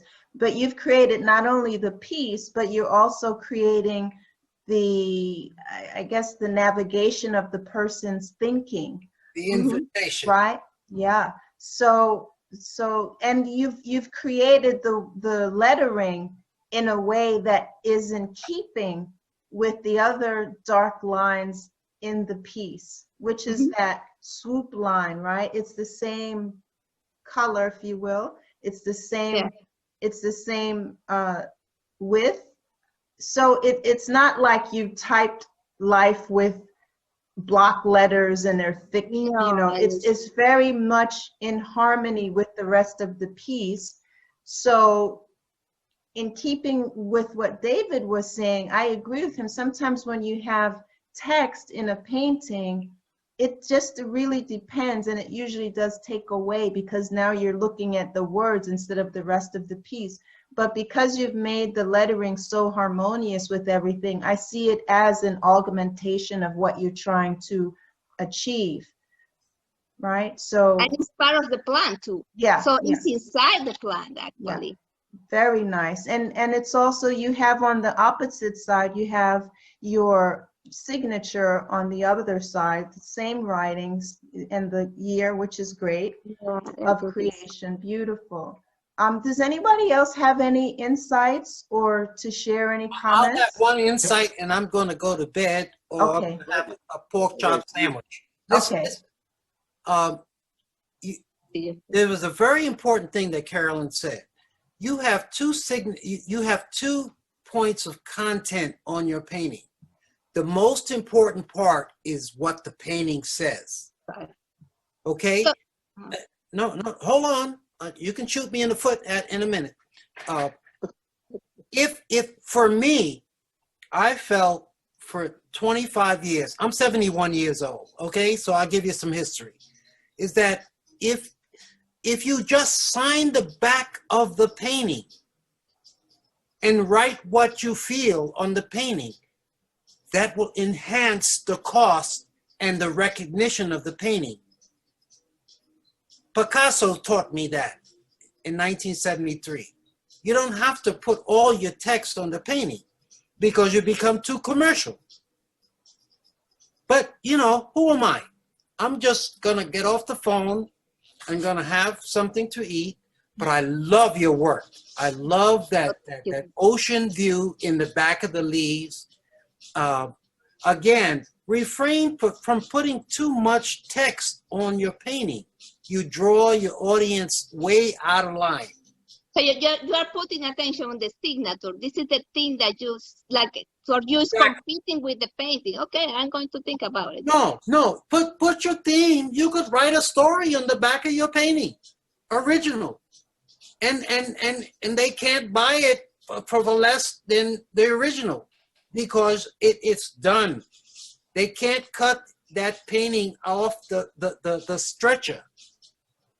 So all your messages can be put on the back of your paintings. This is my gift to you guys. Okay. When you want to get the mysterious part of your painting out to the industry, say what does this mean? Put it on the back. Well, it depends. Because in this case, it's not going to be a mystery. I'm not running for office. I'm not running for office. I'm not running for office. This is a direct talk to the public. It's saying something. This is why. A tip that will boost your sales and your curiosity. Wow. And it just, I just see you have so much going, so much beauty going. You don't, anyway, I love your work. Yes, and it's beautiful. It reminds me I'm from Upper Marlboro, and we have leaves falling down that look exactly like this. Yeah, it's beautiful. And when they fall on the floor, they make a sound. Yeah. So it is gorgeous. Don't get me wrong. I'm saying I'm trying to get most of my artists in my stable, people that I know. Don't put too much emphasis on put the content on the page. The painting will tell the story by itself because it becomes too much of a craft. You are not a craft. You are a fine artist. and I will say good night. Bendición. God bless you. Thank you, David. All right. With that Thank said, you, David. very good. What I'd like to do now, I believe there were some other pieces that we didn't talk about. Wow, look at those. It's just these two. I know Whoa. Dr. Olga Zarabaiskaya. She is not on the call, but I know her. I've visited her studio in Brooklyn, New York. And she's a wonderful painter and an educator. She is from the Ukraine, and she's living now in the United States, and she has a whole, what should I say, a whole school, yeah, a whole school dedicated, a nonprofit also dedicated to helping. I guess I should just let you guys see what, more about Dr. Olga. And she's not here. I'm sorry she wasn't able to make the call, but she has beautiful work. And these, it looks like a photograph, but it's not. It's not. That's beautiful. Yeah, yeah. And then this one here next to us. This is Rima. I like that. Yeah, is Rima here? These are flowers from the critically endangered tree as per IUCN red data. Only 2 mature trees exist in the world, the seeds of which has now been successfully used to raise saplings by the scientists at the I can't pronounce that, in South India. Beautiful. Taranga, are you familiar with any of this here? Being that South India is so close to Sri Lanka? Maybe Taranga had to leave. Well, if you have allergies, you don't want those in your house. Okay. But I love them because I buy them for my wife because they blossom all year round. Wow, wow. And this one is in fact now our last piece by Heidi Poland. Is she on the call? So this is the white-capped hornbill, native species of Africa, which was moved to the endangered species list just 2 years ago, 2018, due to its native forest habitat quickly declining. And that's probably due to construction. Wow, beautiful piece. All right. Anybody want to make any last comments about Heidi's piece, which is a mixed media acrylic paint and feathers. So she actually has feathers in this piece. Oh, okay. Oh, that's what that is. Wow. Yeah. I have a question for you, Carolyn. Yes. Okay. Yeah. Okay. You have a powerful empowerment topic that we could take to the UN if we got an invite. We probably could take it to the ASCP. Where do we go from here with this type of forum? I mean, yeah, that's a powerful statement. Yeah. What is endangered? Yeah. Who do we take this up to the endangerment staircase? What I wanted to do. What happens next? Well, what happens next is I should not stop sharing my screen. I'm going to share my screen again because I do want to show you something. I do want to show you something.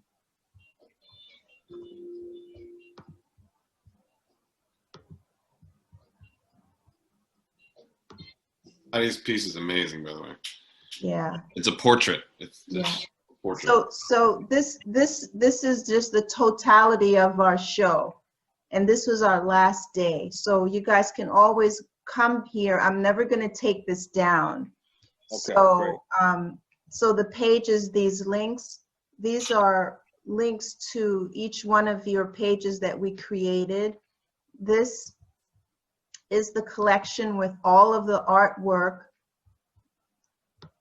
that's for sale. If you go through here, you won't see all of them on the first. You just have to keep clicking load more.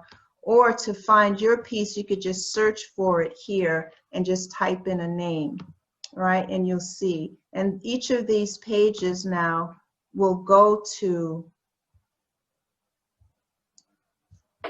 an e-commerce page, right? And each one of these, if they're not a G-clay that you've already told me you have 10 available or 2 available, we have it inventoried correctly. So there's only one of this piece available, right? So this is how it's been set up for you. And even though this particular exhibit, you didn't have to contribute any money to it, I put a lot more into this than I had to, but I just don't like doing anything halfway, right? I figure if you're gonna be in a show, let's set it up so you can actually have it sold. Now, the next, to answer your question more directly now, what's next? So the artist call we have, let me just refresh this because I believe I have 2 more artist calls.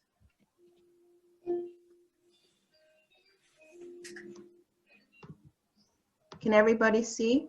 Yeah. Yeah. Okay, great. Good. So we have, what is Hanukkah call? That is like a screaming, we only have 3 days to put this thing together. So I stayed up until about 3:30 this morning putting it together. And I'll show you that second, but the first one I want to show you is something David talked about, which was the UN. This is another site that I put together that's based on the global issues as cited by the United Nations. So we are currently, one of our board members has an in with some of the people at the United Nations, and we're trying to get a letter of support so that we can get grants written to do exhibits based on the 22 global issues. So this is put together in an easy way, but these, instead of it just being a list, we actually have pictures here. And if you hover over each picture, then you'll see what the issue is. So for children, if you click on it, it will take you to the UN, and what they're saying is the problem that we're having around the globe with children, violence against children. Actually, I attended something 3 days ago, and they said 60% of human trafficking is absconding with children from 3 years old and up. Yes. Can you imagine? So the first exhibit, let me go back. You see how I have all these windows open, right? But I know when I'm, I try to keep it. So the Child Factor call for art, the deadline for this one is January the 15th, okay? Now, what we're gonna do with this show is to do a physical art exhibition catalog. And those of you who've known me through the years, you know that I put together these really beautiful catalogs that you all hold dear. So that's why we're asking for a contribution, but not only for the catalog, but for all the rest of the production costs. That includes not only, we're going to have the digital, which this is a 7-month show. It's going to run from February and March through September 15th. The reason why there are 2 months here, the first month is the beginning of the 3D virtual catalog exhibit that's going to run all the way through September the 15th. The physical show is going to start March the 15th, and that's going to be held at the Children's National Hospital in Washington, D.C. I know the creative director there, and I've done shows with him in the past, and I called him up and asked him, is the Children's National still doing their exhibits? And he said, yes, we're doing exhibits, but we're not having the receptions like we used to. So I said, okay. So this is what it is. I mean, they have room for approximately 50 works of art. However, the hospital is also in collaboration with other galleries in the DMV area, District of Columbia, Maryland, Virginia area. So all I can do is get it started first and let's see where it goes. But no matter what, the ones who are selected for this, you're going to be taken for a really good ride of 7 months. And that includes, you can click here to find out all the details. I'm sorry, I went to the wrong one here.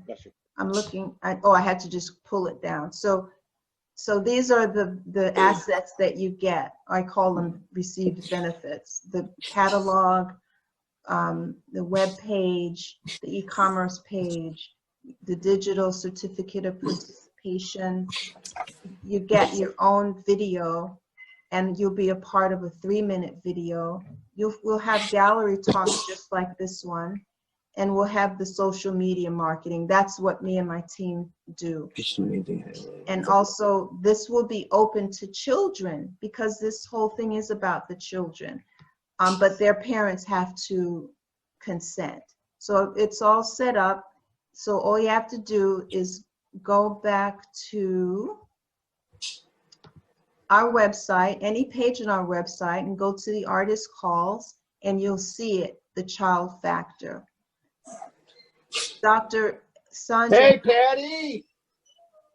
Dr. Sandra Epps, she was here earlier. I'm not sure if she's still on the call, but she is one of our biggest benefactors in that she has offered her, one of her, in DC, her co-ops to be our headquarters for Art Impact, as well as a physical gallery.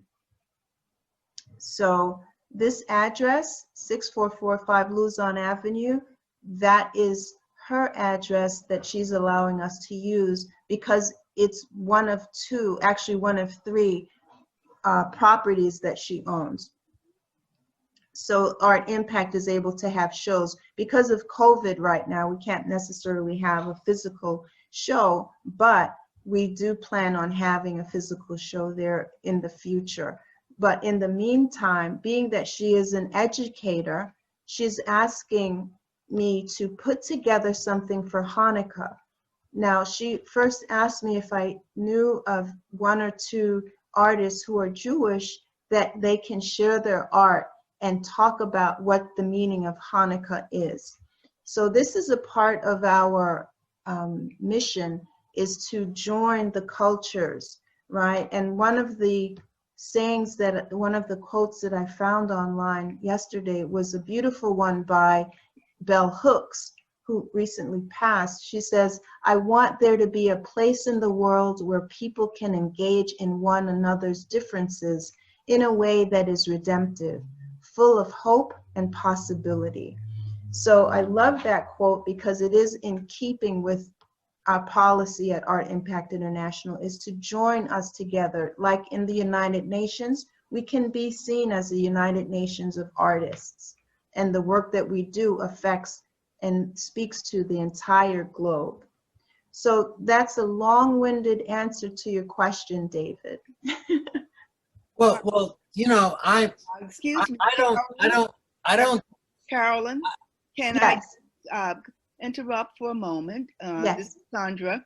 I had 2 other Zooms I had signed up before I got pulled in yesterday to what I have been aware of but not experienced in terms of your productivity and ability to not only artistically but intellectually bring artists together to help amongst themselves as well as with those who have other constituencies begin post-COVID to build a world based on the fact that, number one, everyone has gifts and talents, but oftentimes we get pigeonholed because of race or politics or gender.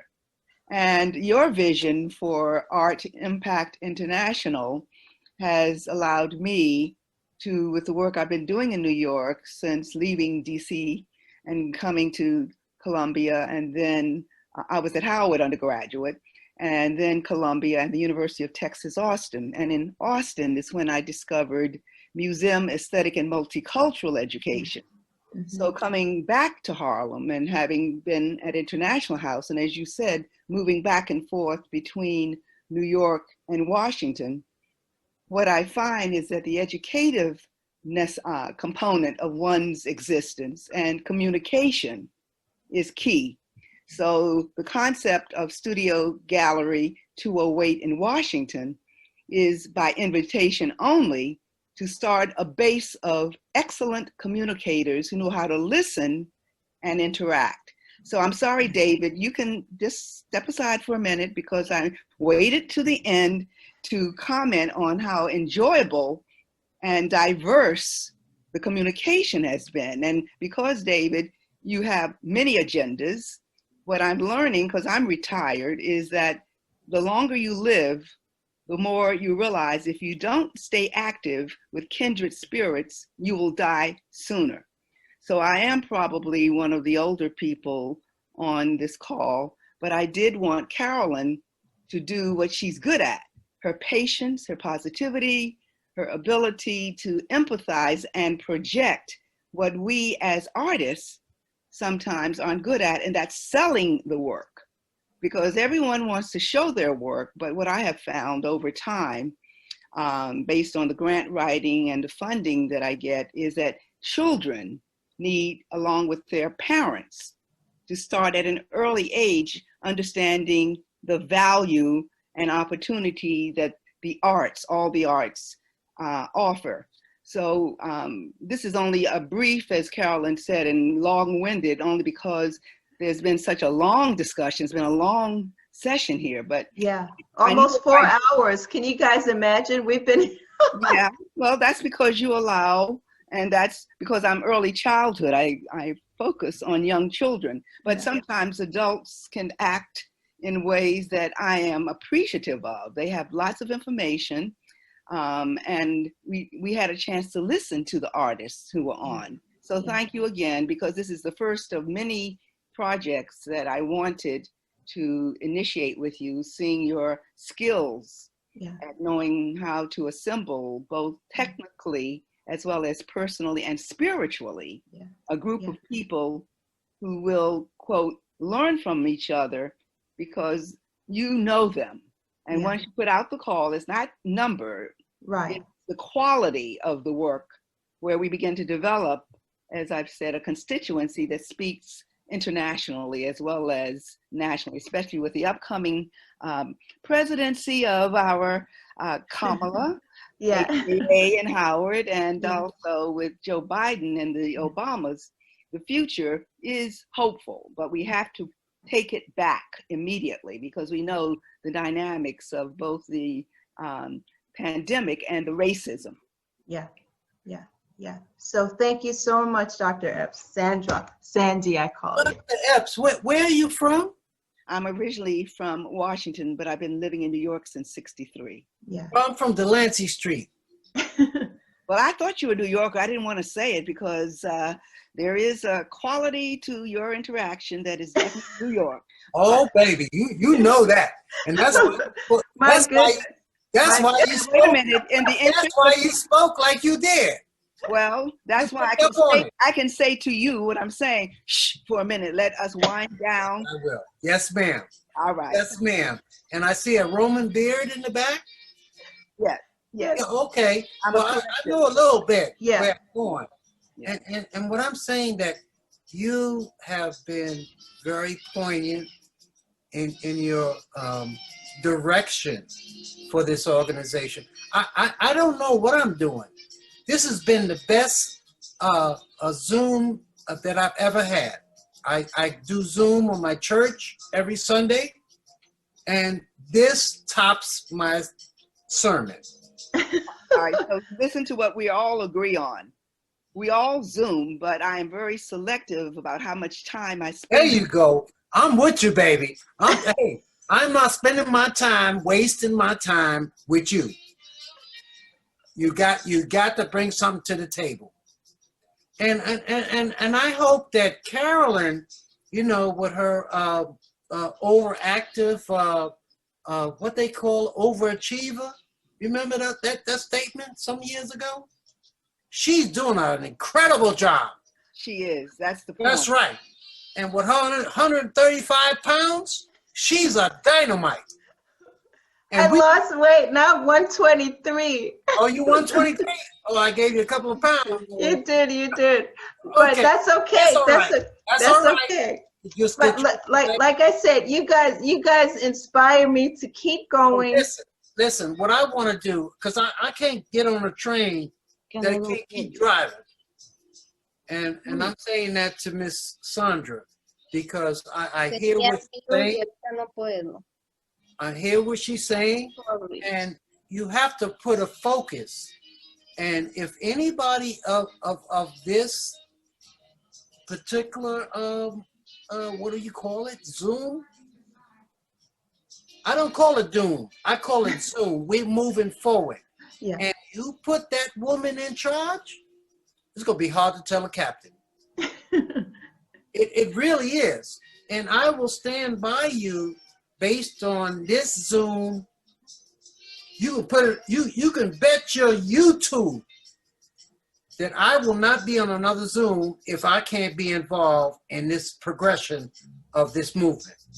Excellent. Because there's a very, very subliminal kind of, how do we change stuff?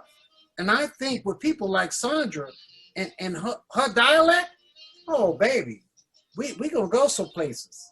All right, if you promise. We'll be in some offices. All right, David, can I make one request that the next time we meet, you only have 2 times to talk? Oh, y'all gonna mute me? Give me 2 times? Yeah. Only if I can be on the board of directors. Well, let's say it another way. Carolyn, you know how I am. I observe, comment, and quote, address concerns, because we want the rest of our international artists to understand that what they see is not necessarily what they're going to get. Well, I don't know you from a pothole in the ground. Okay. But you do not know me. You don't even go there. Okay. You hear Y'all gotta stop. Y'all gotta stop. Y'all gotta stop.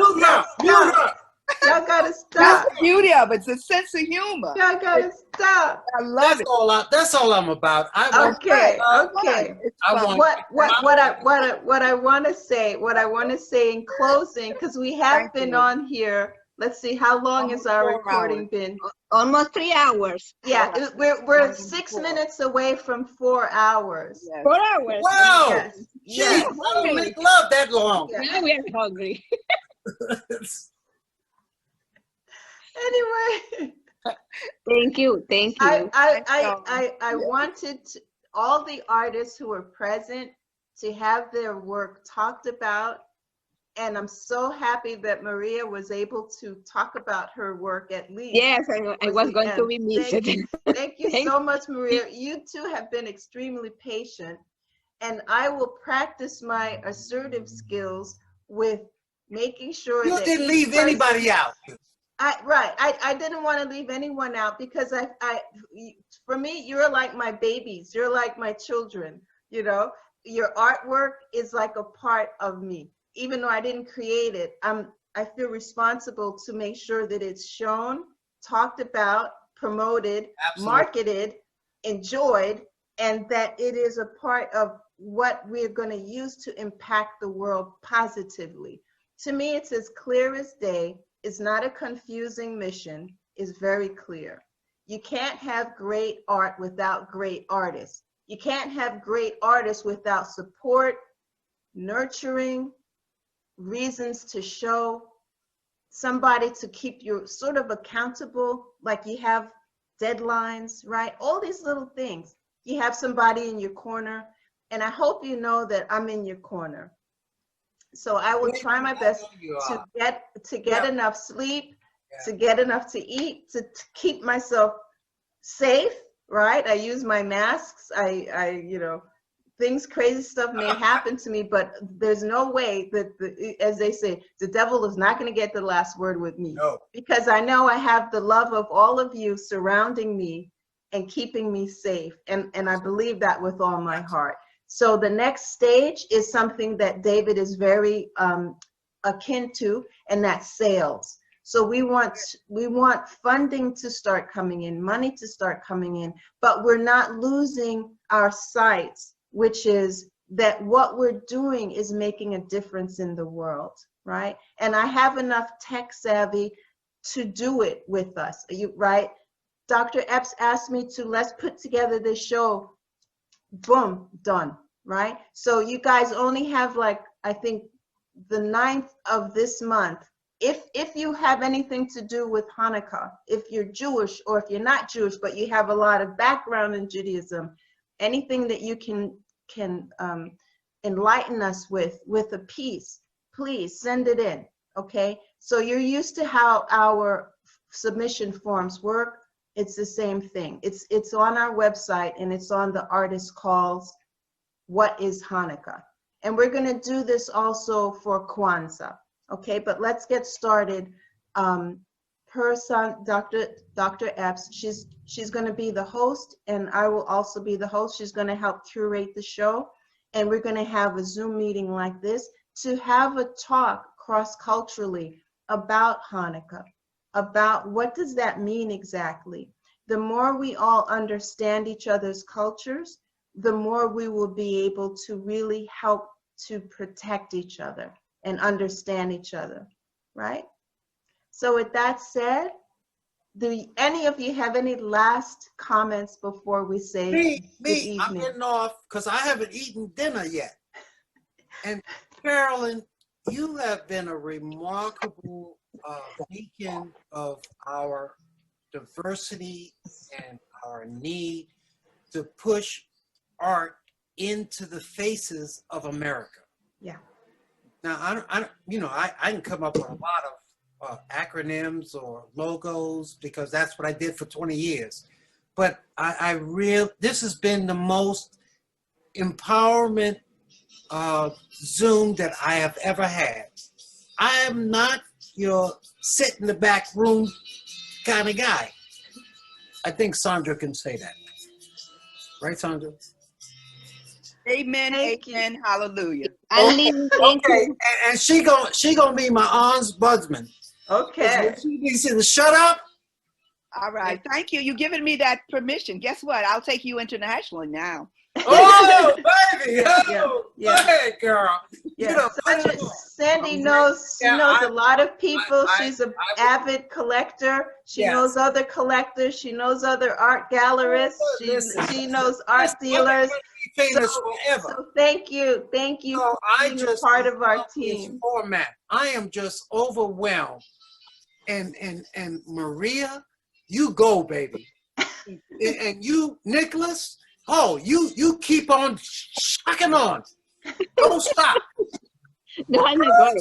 The birds are the eagles of our eyes. Trust me. Listen. Don't let me put my horse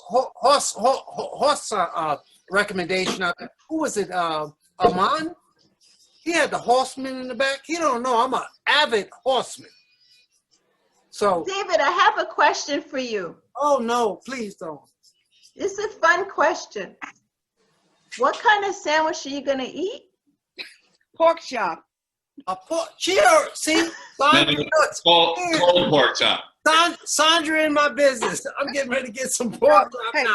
David, what you hear what we're jokingly saying is that you give out your business, and we all we're doing. I love you, baby. Well, that's the point. This is about love. Yes. We call it creating. My favorite verse is that God is love. God is love. Right. You're a blessed soul, Carolyn. You're a very Carolyn, blessed soul. you have probably been the pioneer of what it takes to promote virtual art. I mean, I mean, I've been selling art for 20 years, and people want to touch it, they want to smell it, they want to feel it. So we're on a different platform now, and you have taken the reins to find a more effective, immediate way of selling art. I don't even know how I'm going to do it without you. I don't know. I got shit. Excuse me. I got stuff in my garage that how am I gonna sell it without you? So I'm appreciative. I'm glad that I stayed on, and this has been the best Zoom meeting that I've ever had over the pandemic. Thank you, David. Thank you. And Sandra, I'm gonna kiss you in your lips when I see you. Thank you, everybody. I'm leaving because I'm hungry. Okay, here we go. Thank you, Maria. Thank you, everyone. Great. Thank you. I'm ready to eat. What you got on the plate? I have Chinese. Thank you. Thank you, everyone. Thank you. Thank you, Seth. Thanks for hanging out. Thank you. Good friend of my wife. Thank you, Elena. Thank you, Craig. Thank you, Susan. Hey, where's Steph at? He done disappeared. Seth's right here. He's Baby, there. I don't see you on the And screen. Maria, she's gone. No, Thank you, I'm Maria. trying to disconnect. I don't know how. Okay. Thank you so much, guys. Thank you. We'll see you next time. Yeah, we'll see you next time. So, and I want to see your artwork in our next shows. Okay. Now, the other thing I want to say to you is that diversity for Carol. I don't know Carolyn from the ground, but I'm gonna say this. Diversity is the key to this organization. Yeah. Whether it's Hanukkah, whether it's Christmas, whether it's well, I can't say Halloween because that's been one of my favorite holidays. Kwanzaa. Or Kwanzaa. Well, no, Kwanzaa. I send out Kwanzaa cards because it's more appropriate, but you know, I don't want to get a diversity division. And I'm saying that I love this. I have not been on a Zoom call, even on my weekly search service. This has been empowerment. It's been real. It's been fresh, and it's been amazing. Thank you. I don't like that statement because but it has been amazing, and you can use this and use it well. Use it well when you're promoting for grants, when you're promoting, using it to empower people to get on board, using it for people who can volunteer without bias or bias. They can do it because their heart is in it. Right. And your spirit has really driven that in me. And it takes a hell of a lot. Trust me, because I'm not a slow cookie. Thank you, David. Look, I'm going. But I love Venezuela. Send me a ticket. Send me a ticket, and I'm coming to the rainforest with my cameras. Bye-bye. Love you, Sandra. Love you, baby. All right, thank you. We'll talk soon. All righty. Bye-bye. Have a good rest of the day. Elena, don't go yet. Don't go yet, Elena. I wanted to show you something. I wanted to show you something on our new website. And please, Sandy, you stick around too. That's what I need to do, to talk with you. Yeah, later. Yeah, this will only take a second. Okay, share. Uh-oh. Can you see my screen? Wow. Don't you put stuff in folders? No, because I'm always, like I say, I have so many. No, don't explain. Yeah, I do so much. I can't put stuff away because I've got to see it because I'm working on 15 things at once. Okay.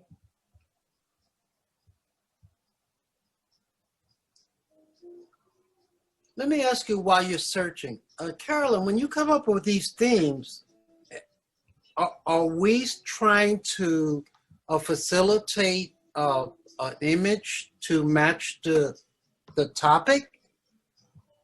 Or should we just pull something out of our, you know? Yeah, I know what you mean. We have to read the prospectus carefully. But this show was the show that we had where you were also there, David. This was at Mattawoman. And the, I forget what was the name of the, it was CBS. There you are. There you are. That's Elena. Oh, yeah. That's yeah. Elena. Okay. So I just wanted to show you that, Elena. And this gentleman, he's Hernani from Brazil, and he works with children as well. And also Elena works with children, and Luis Peralta del Valle, he's from Nicaragua. You see his piece has a child. This piece was about the wall and how the barbed wires were separating the families from each other, the children and the parents. So things like that. That's why I had this, because I had those images. So yeah. Incredible usage of your web movement. Your navigation is incredible. Yeah, thank you. It's clean, concise. Somehow, because of my past life with the government, simplicity is the best. Mm-hmm, mm-hmm. And when you're able to segregate and just sort of put get your topics in a commental compartmental.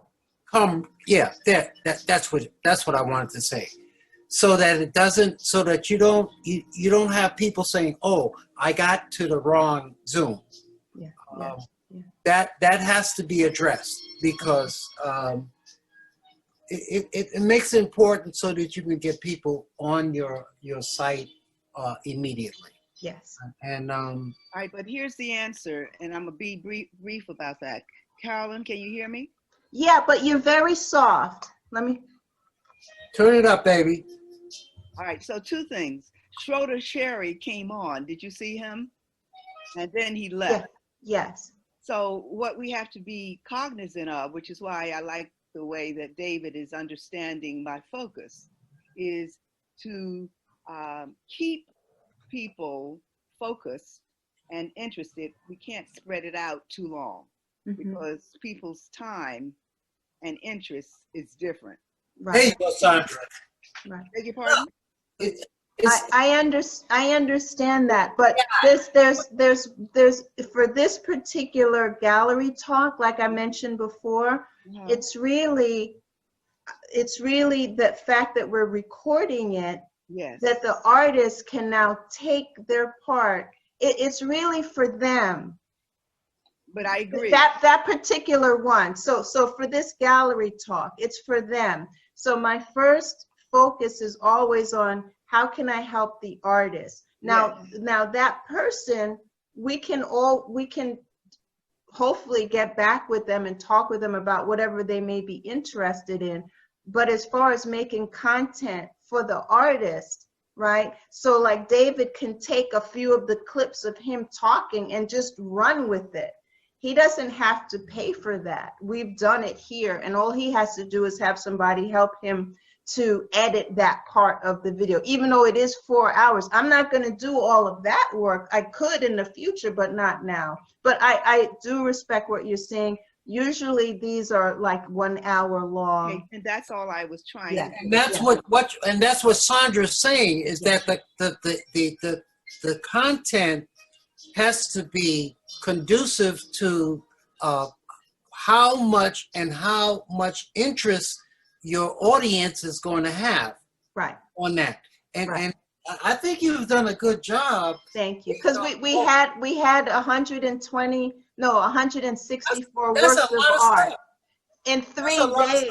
in 3 days. So I knew it was going to be lengthy, but I figured, hey, you know, I can only do what I can do. I would thought I could do it in 3 days or 6 days.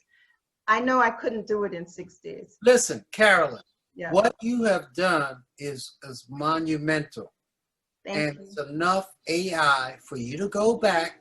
You know, as much as you're an overachiever, you can spend 3-4 hours, 4 o'clock in the morning.